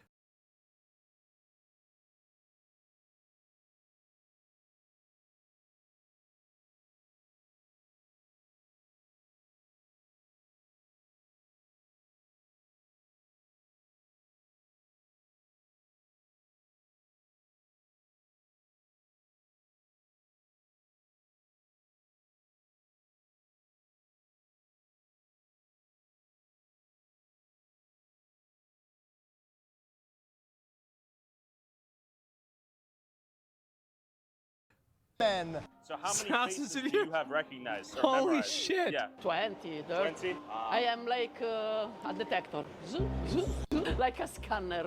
You'll know when we see one? Yes. Yeah. Oh, How shit. old are they typically? 17, 18, 20. Why so young? Because in Italy, the teenager, they don't go in the jailer. That's why you need to put them in jail. If the problem is people doing this in jail and not going to jail, just put them in jail. It's simple. The 2%, yes, I know. We will apply the 2% rule to the whole world. They come from Venice, from Florence. I got from no problem. Barcelona. We put kids in jail. I got no problem with that. 15, you're going to jail. You're going to learn how to turn big rocks into small rocks. You're not learning about the Civil War anymore. You're learning about how to make a big rock into a rock that's smaller with a hammer. That's going to be your job now for the next 5 years. Barcelona, all the people come here, all Yep. the tourists are in Rome. They know who is not Not paying concentrated. attention. Yes. And how many years have you been doing this? Lui, 20 years Damn. upstairs in the he. years. 2-0? Yes, he. Wow. This is like that one hunter in Stranglethorn Vale that will sit outside the camp. That one hunter in Stranglethorn Vale that will sit outside the camp at Nesting Worries camp that's level 60 and kill the rogues that are trying to gank people turning in their quests. This is like that one hunter waiting. Trolling Ready. the metro, scanning every Prepared. face until Simone's spidey senses were triggered. Scusi. Okay, Simone has something in his mind right now he's looking for. 10 minutes ago. We see now. Oh, you see one right now? See if easy hour se ne vanno. Okay, sì. Okay. Be prepared to run. Okay. Okay, we're hopping in the metro. As Simone checked stop after stop after stop, it looked like he had found something, or rather, someone. Serpio, queste? Serpico, eccole. Eccole. Eccole, occhio che sono ladre. Attenzione. Occhio a queste ragazze che sono ladre. A miserabile, mamma mia, allucinante, oh. Did they get him? Vestite bene. Queste le fanno piangere. Attenzione! Queste le fanno piangere, ladri. Andate via tutte e quattro, guarda. Oh, she putting the thing over her face so they don't know about it. Yep. Cammina. Guardatele bene loro, And they're smiling. Sono ladri. Attenzione! Sono ladri. Yep. Well, I was surprised these pickpockets turned out to be teenage girls. Apparently, Yep. this was done to strategically evade criminal prosecution. Attenzione! Ladri. Via. Andate fuori, cammina. Fuori, ladri. Ecco. Vai via, cammina, parli pure. Sembrano bambini, queste fanno piangere la gente. See, the thing is that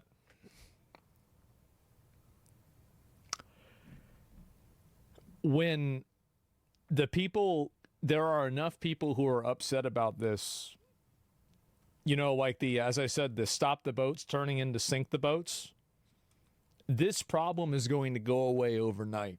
This problem will be gone in a day. There's a reason why people do this here and not in Dubai. I bet in Saudi Arabia this doesn't happen very often at all. I wonder why. Ooh. It's a mystery. Che non succede altro. Fino a fuori l'accompagniamo, cammina. Via, hai visto come, We know why. come Yep. non sembrano? Bambine. Like Ma kids? no. Maybe, I don't know. They're pickpockets. They're seasoned pickpockets? Sì, quelle Professionals? Professionals. Yes, you have every day is still a last Ooh. Every day they steal at least 1,000 euros. every day. Jesus. Simone was a local hero out here, with the community showing him love everywhere we went. Oh my God. The public is thanking him for his services here. The love out here is real for Simone. He's patrolling the trains. If they're gypsies, they're not coming with boats, you morons. Nothing will happen with this issue, even if every European border is closed. Okay, I can be a little bit more specific. Basically, if the people get in charge that want to sink the boats, they're going to use capital punishment for any of the people that are doing this, and they're literally just going to kill them. That's what's going to happen. Doesn't matter if they're kids or not, they're going to kill them. It's going to be done in like a day. Bro, what? Yeah, of course. Yeah. Like, I mean, like, look at any country that doesn't have this happen, and you're going to find a level of punishment for this that is extreme. You steal, you die? Yeah, pretty much. Yeah, I mean, that seems pretty simple. Yeah. And I'm telling you, like, that's what would happen, base but unachievable. You think that. Everybody thinks that. Chad, why are you acting like this couldn't happen? It's happened before. Yeah, of course. Easily that could happen.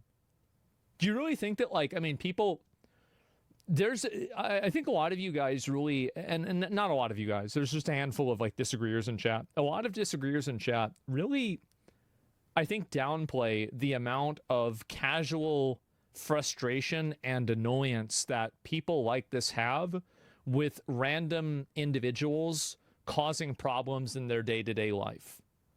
And I think that they don't respect and you don't understand the extent that an average person will actually go to avoid having this level of stress in their life. That would be chaotic. No, it wouldn't. It would only happen for like a week. Like, guarantee if they brought back, if they cut somebody's hand off, if they caught them stealing, how often do you think this would happen? Basically never. It would go down by like 99%. Instantly. Yeah, it would happen twice. I like that. Yeah, there it is. And no, it wouldn't. It would stop overnight. Yeah, exactly. Like, I mean, again, if you, and that's the way that you have to deal with people like this. If you don't, they don't listen to you. They don't respect you. And this is what will happen. I think people don't understand what vigilante means. Well, I don't mean this as a vigilante. I mean this is a government policy. People act like we're like really far away from that. I think that you really underestimate the average public's ability to totally justify brutalizing people in order for people to maintain a level of decorum and safety in society. It's extremely easy to achieve that. He's like the night watch right now. They love them. They appreciate the services. One thing I want to note is many people have come up here, said thanks for the work they do. Oh, grande! There we go. Grazie mille. Police love them, security love them. What a surprise. Everyone and their mama loves them, except the pickpocketers and the gypsies. And as we were on patrol, we caught wind from security that a family nearby had just been pickpocketed. Oh, uh-oh. China family. They got robbed? Okay, This is a Chinese Korean family? got pickpocketed. They're pissed off. They're pissed off. You guys got robbed? I think so, yeah. What did they take? Wallet. Wallets. How What a much was in surprise. the wallet, do you know? Two credit card, 250 euro cash. He remembers that someone pushed the trophy. What do they look like? Did you see them? We didn't see. We need to find them. We need to find, but I don't think that the money possible. Okay. Sorry this happened to you. He's going to give you some ideas and suggestions for what you should do next. Bye-bye. Sorry. Man, that sucks. They literally just got pickpocketed. She was saying that he got pushed. That's the only thing he remembers. and then they realized their wallet was gone. While Simone was not hopeful we could prove who the thief was minutes after they were pickpocketed, we continued our patrol, and to my surprise, things got even weirder. Guarda, inside What? the train. You see what? In the train, eccola là. Where? Purtroppo. He catches her inside the train? Attention! Okay, so they escaped unscathed. Oh my god. They're on the radar now. Let's see if we can catch up to them. Uh-oh. Yes. How? I don't. Yeah, bro, he's wall hacking. Yes. Man or woman? No, woman. Woman? Ready. Behind him, there are two. Look. I see them. Two little girls. Guardalo un po' appena arriva da termine. Straight to action. Ah, ladri! Pic! Che famo? Non sa rubare oggi. Non sei ladra, non lavori? No. Sicura? I'm sure. A me non mi pare. Dove stanno, amico? Con lo zaino grosso. Vabbè, magari oggi non lavoro, non c'ho lo zaino grosso. They're kind of easy to spot if you're from Rome. Really? Who are Today they? she don't work today. Oggi non work. Ah, she's off shift. What does he say? I don't work. Why? Oggi non borseggi. Just not today. They say they're not working this shift today. We're peeling out. Wow. Interesting dynamic. Are men ever pickpockets? The men are from Chile, from South America, and they are very dangerous because they have knife. Do we want to confront the men?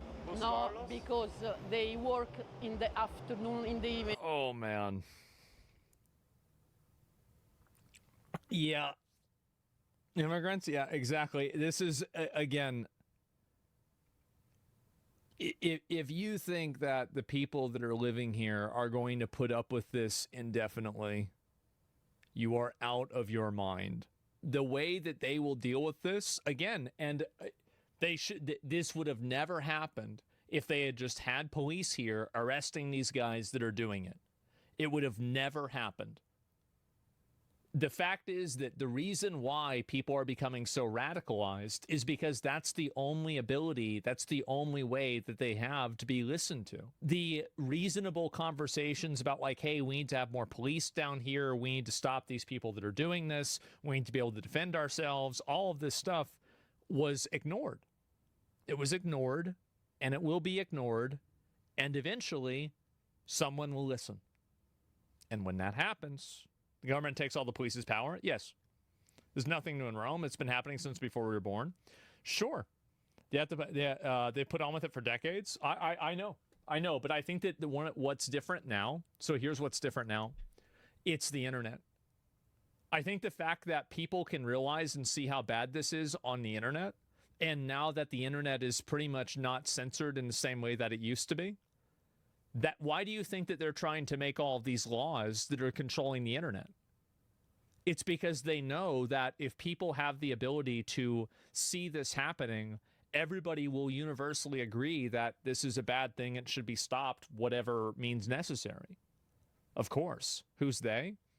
Well, the European government, the United Kingdom's government, obviously, right? I mean, like the EU's been pushing for regulations and controls over the internet. Even the US is doing it. Australia is doing it. The UK is doing it. Yeah, there's tons of them.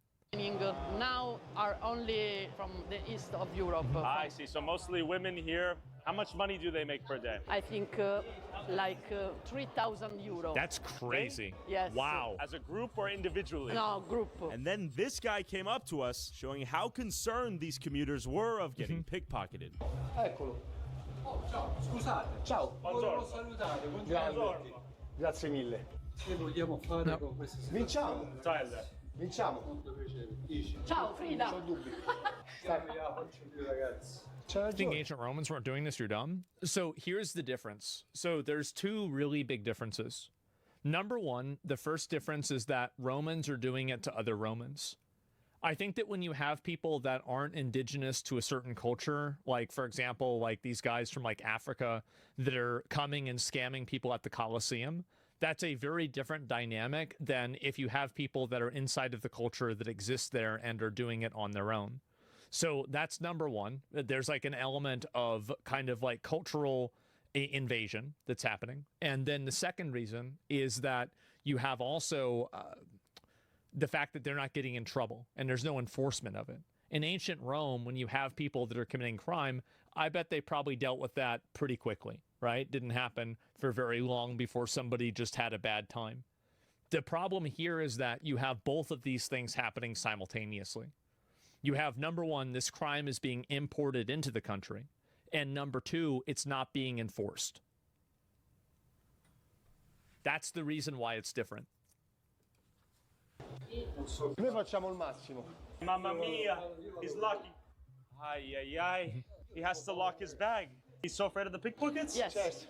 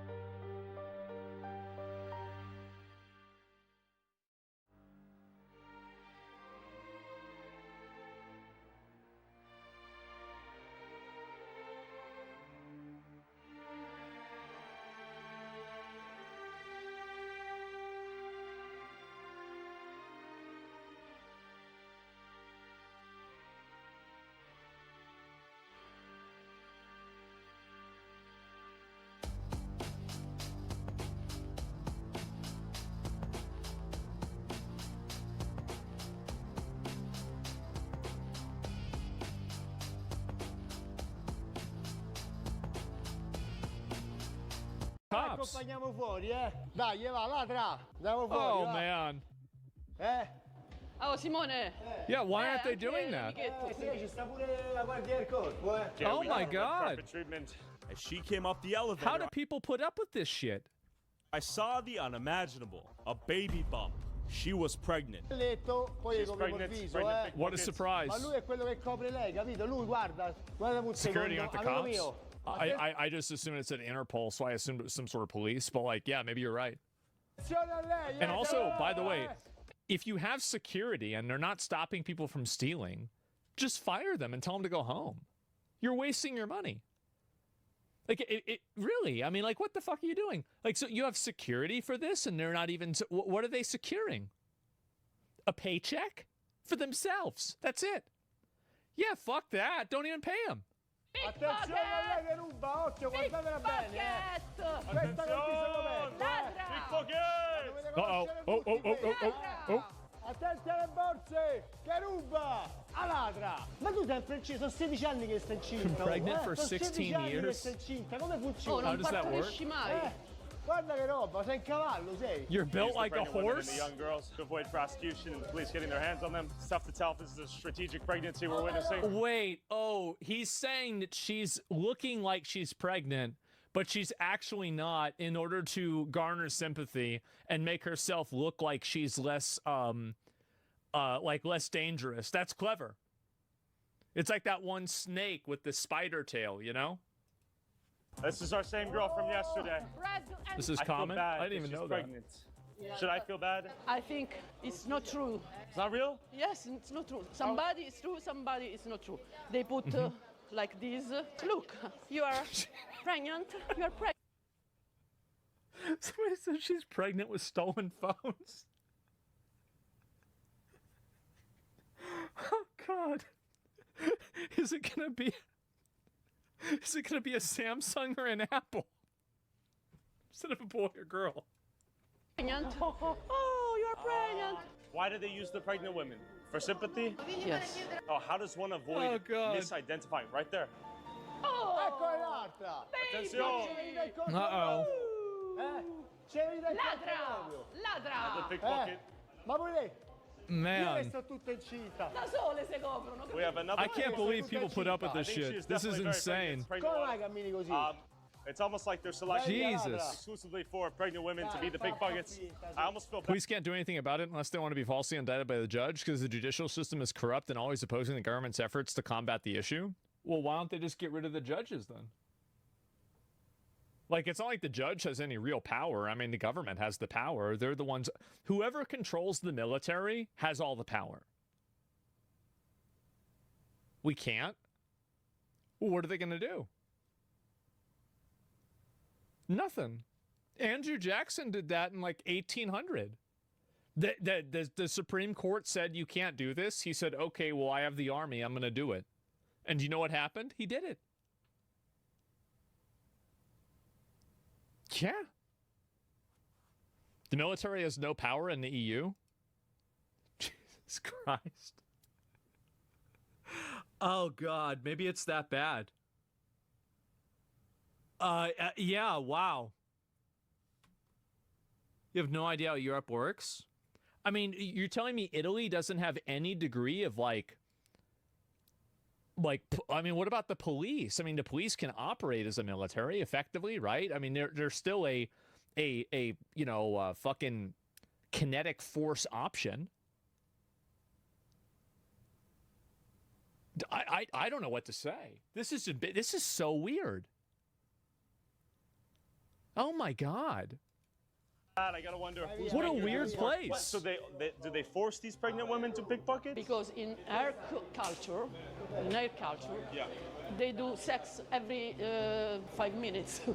No? Really? Yes, they're wrong. And do they get pregnant specifically to do pickpocketing?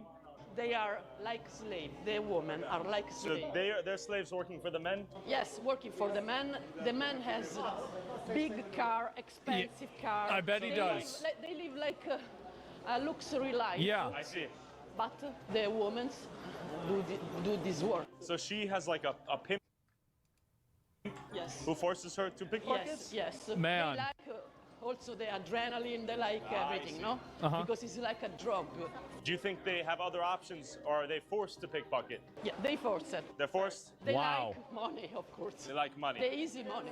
Easy money. After This guy stages all his shit. He's a retard. Do you think it's all fake? I don't think it's fake. If it was fake, why would they be covering their faces? The pregnant pickpockets, we went upstairs for a coffee break and met a waiter who told us this. 20 minutes ago? What happened? What happened? So it's a pickpocket. It's come here. Take it is the bag, the coin. But I see it. I call him, hey, in this bag. Especially tourist. No surprise there. Money, bags, everything, and documents. They leave them there. If you want to talk with the customer, you can talk. Yo, he's here. Yes. Hello. You guys were robbed? Within a minute. Like 20 minutes. Saw the guy doing it. So he's just stealing all. So they're camping. Look, she wrinkly as fuck. Of course she's not gonna run him down. Yep. Shout out the waiter. So I'm glad you guys got your stuff back. While this couple was lucky to have recovered their stolen items, the waiter says he comes here to open the shop every morning and finds the discarded stolen items of the previous day's victims. Okay, a full stack of identification right here. And every day this happens? Every day. Every day. When I came back at What? This is insane. Nobody will act against the malevolent government in fear for being called racist, right-wing government needs more votes from angry citizens, and so on for decades. Italian here? Jesus, you guys need to get that under control, man. Like, you gotta stop that weird guilt shit and just get this under control. This is embarrassing, y'all letting this shit happen. 5 a.m. to see for myself, I only found drug dealers. I'm doing good. How are you? You want something? What do you have? Crack. How much for cocaine? For how much? That's pretty good. It's not so bad. 1 gram. Okay, Mustafa, I come back here if I need some cocaine. Okay, thank you. Go to a cafe, get some coffee first. Okay, maybe I find you. Anyways, as we headed back into the metro, we found even more pickpockets and things got even stranger. All right, I think we see something right now. We're on the move. What's he doing? Scusi. But real quick, you want to see even more scams we found in Rome? Go subscribe to my Fake Patreon paintings? for $5 a month to get early access to these videos. You can help us be fully independent from sponsorships and fickle YouTube monetization at patreon.com/TylerOliveira. Would you trust that guy for coke? No, I'm just saying.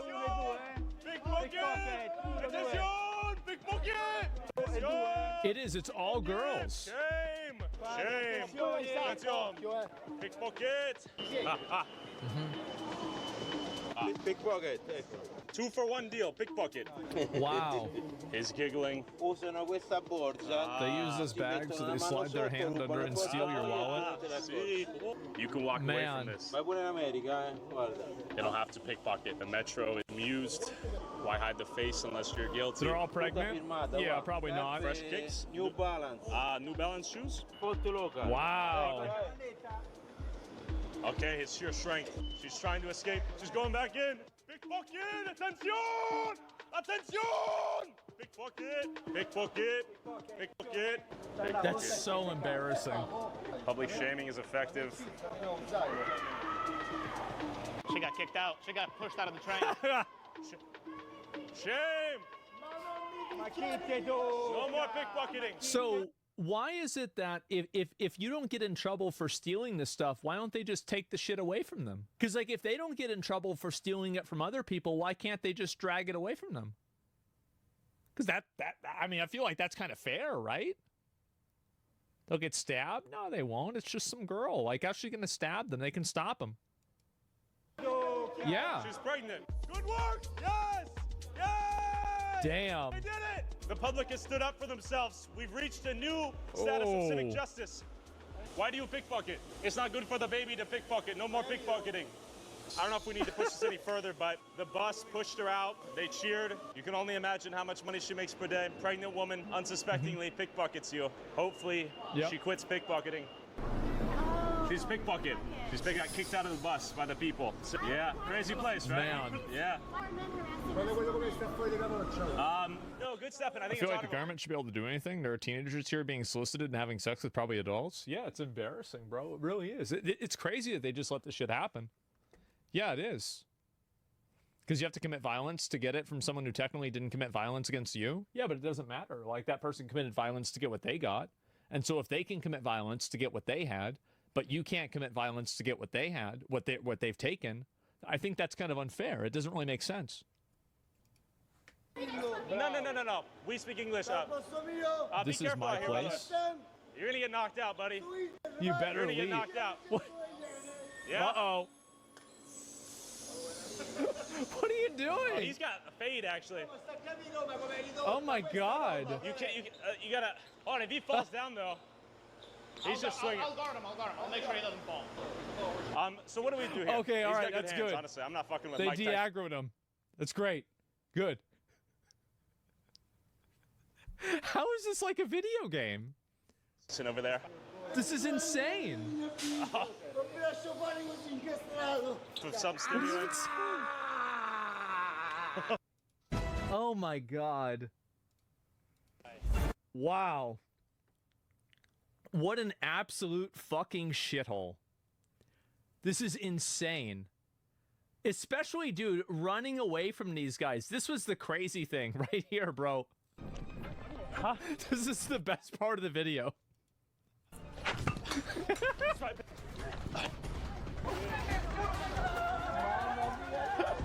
Right there, bro. Like, that was the best part. Oh God, I don't know why they put up with it. This is so embarrassing. This doesn't happen in the USA. It does, but like, I mean, at least people here have the Second Amendment, right? I mean, in the US, in Texas, if you do this, you're you know, you're risking a lot by doing this in Texas. And I don't know why they put up with this at all. I'll give this video a like. I love Tyler Olivier's videos. I think that they are amazing. Yeah, watch the Paris one. Are there that many more of these? This is insane. Yeah, I didn't even know it was that bad. This is so fucked. Yes, this is crazy. Yeah, risking room temperature. I guess so. Europe is cucked, dude. Oh my God. Yeah, the Paris one is worse. I might watch it. Like, no. I didn't even know there was another one. Oh my fucking God. Paris is worse? Wait, so you're telling me the guys that are famous for putting people in the guillotine are letting their citizens get robbed by a bunch of hostile Nevrons from fucking random places? How did this happen? What the fuck, man? They're limp dick now. I guess so. Most of the EU is chill, but the capitals are fucked. No, I think that, you know what? That makes a lot of sense. Yeah, Italy is tame. I don't know, man. Oh my God. Yeah, it still kicks. Yeah, Paris is fucking awful. We're racist if we don't let them hurt us. It's just unbelievable that this has been going on like this. I'm actually shocked that there's just never any sort of you know, like there's never any sort of like accountability for this or like anything like that that's happening. And yeah, this is crazy. Oh my God. Let's see here. I'll read a few more of these comments. You gonna play Battlefield 6? Yeah, of course I will. And Romans are looking at Italy now? Yeah, I guess so. And I think Paris used to be the same way. Democrat cities are just running multiple cities over at this point. I just don't know how this... this defies all logic and rationality to me. It does. It defies all... Like, I cannot understand why anybody puts up with this. I really don't understand it even in the slightest. It's so confusing. Yeah, EU cucks. I mean, I guess so, right? Yeah. And seeing all this is happening, I'm seeing more and more how more and more feasible history will repeat itself. Yeah, I told you this shit's happening. They're disarmed. Yeah, I told you this shit's gonna happen.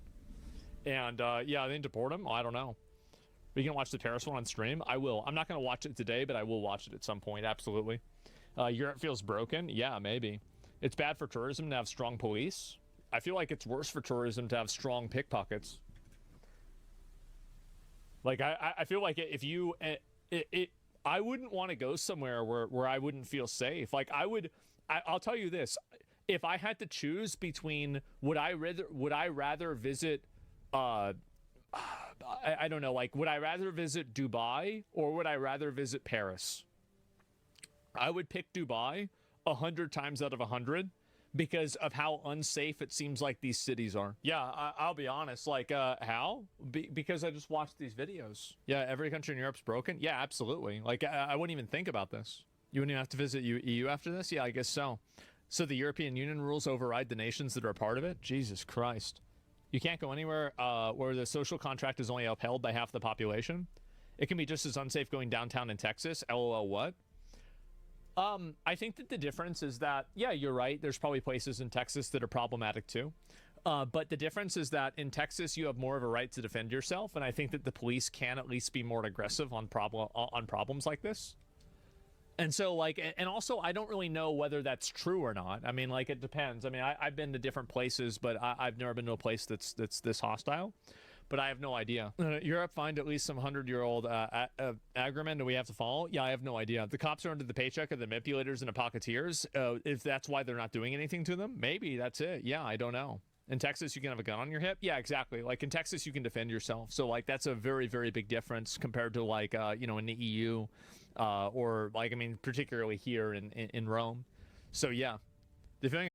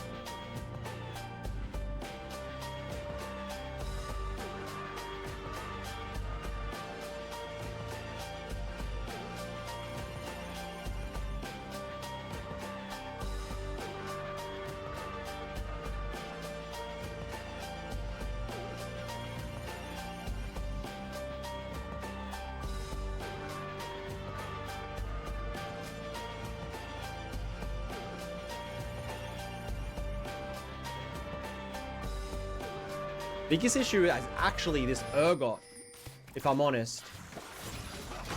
One of the least played champions right now is this Urgot.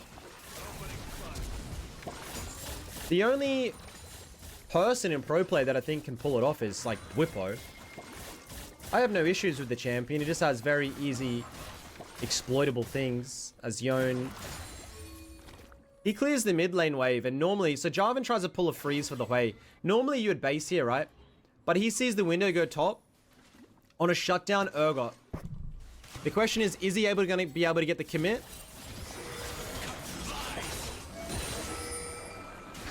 And all he does is get the wave. He doesn't 100% have the confidence because Urgot has... It's probably a good call. Urgot has flash and ultimate. Just a very unique champion. It gives Yorick vibes. But yeah, it's very telegraphed. Very predictable one-dimension champions. Things like when you're playing the Echo mid and the Fizz and stuff like that. They're very cool champions for solo queue, but when you go up against good players, all of your plays are so telegraphed, man. Like, everybody knows how it's gonna get played out and they can play around it. It makes it too hard. So, nice rotation. We're not able to pick up a kill, but we able to pick up perfect CS. Should be able to get the Berserker Greaves. Make our way towards... Do we go shield? Trump's special envoy to the Middle East met with hostage families. President Trump's special envoy to the Middle East met with hostage families in Israel this weekend. The Hostages and Missing Families Forum says that Steve Witkoff told them a ceasefire deal should be an all-or-nothing agreement with all 50 hostages in Gaza being returned in one go. Why don't they do that?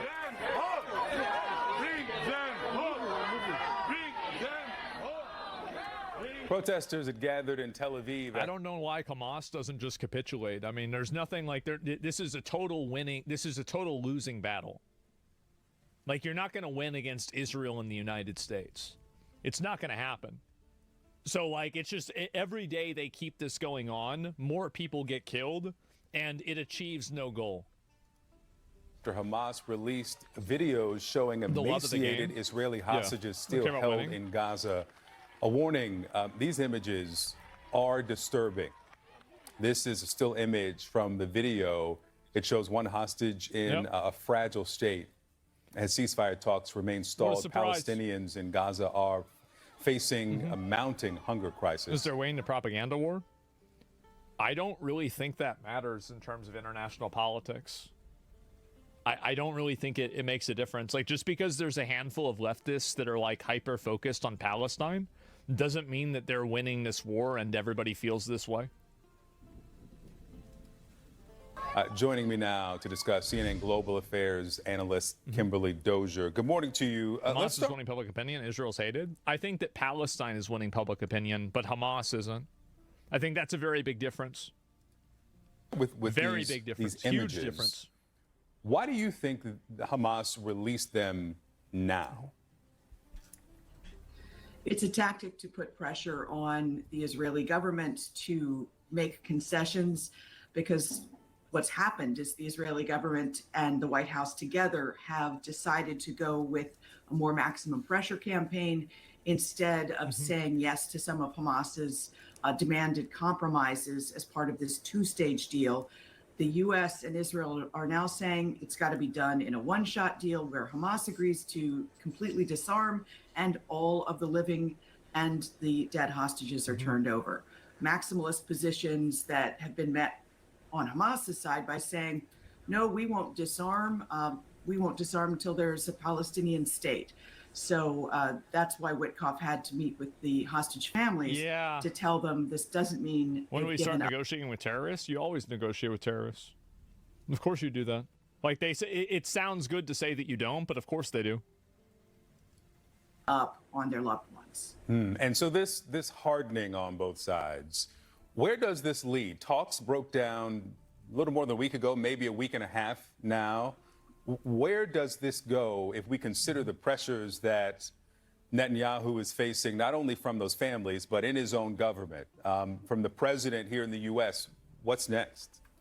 I feel like a lot of the Western sentiment and the U.S. sentiment with Israel is that we don't want to pay for this. Like, we don't necessarily give a fuck necessarily about Hamas, or, you know, we're not fans of Hamas. We don't like Hamas, but, like, we also don't like Israel either. Like, and it's a matter of, like, it's a matter of priorities, right? I mean, why are we investing and, like, getting involved in this when we have people that are, like, on food stamps here, right? Like, that's the issue. Don't care. Yeah, I think that's really kind of where things are going.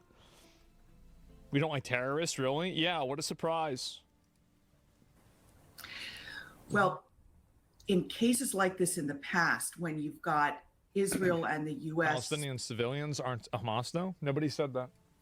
Playing the hard line, that's when you've got to have somebody else step in. You made that and up. In this case, you've got the Qatar and Turkey route together with Egypt. They're continuing to talk to Hamas. Hamas leadership went to Turkey for discussions there, trying to get them to reach some sort of compromise. You've also got another track, Saudi Arabia, in discussions with Britain, the EU, Canada, to recognize a Palestinian state. So this is basically the carrot for the White House. Saudi Arabia is saying, if you want your Nobel Prize, if you want peace in the Middle East and to expand. If Trump gets a Nobel Peace Prize, I cannot, dude, if that happens, that is going to be fucking insane. Abraham Accords, President Trump, you've got to back a Palestinian state, which the current Israeli government doesn't want.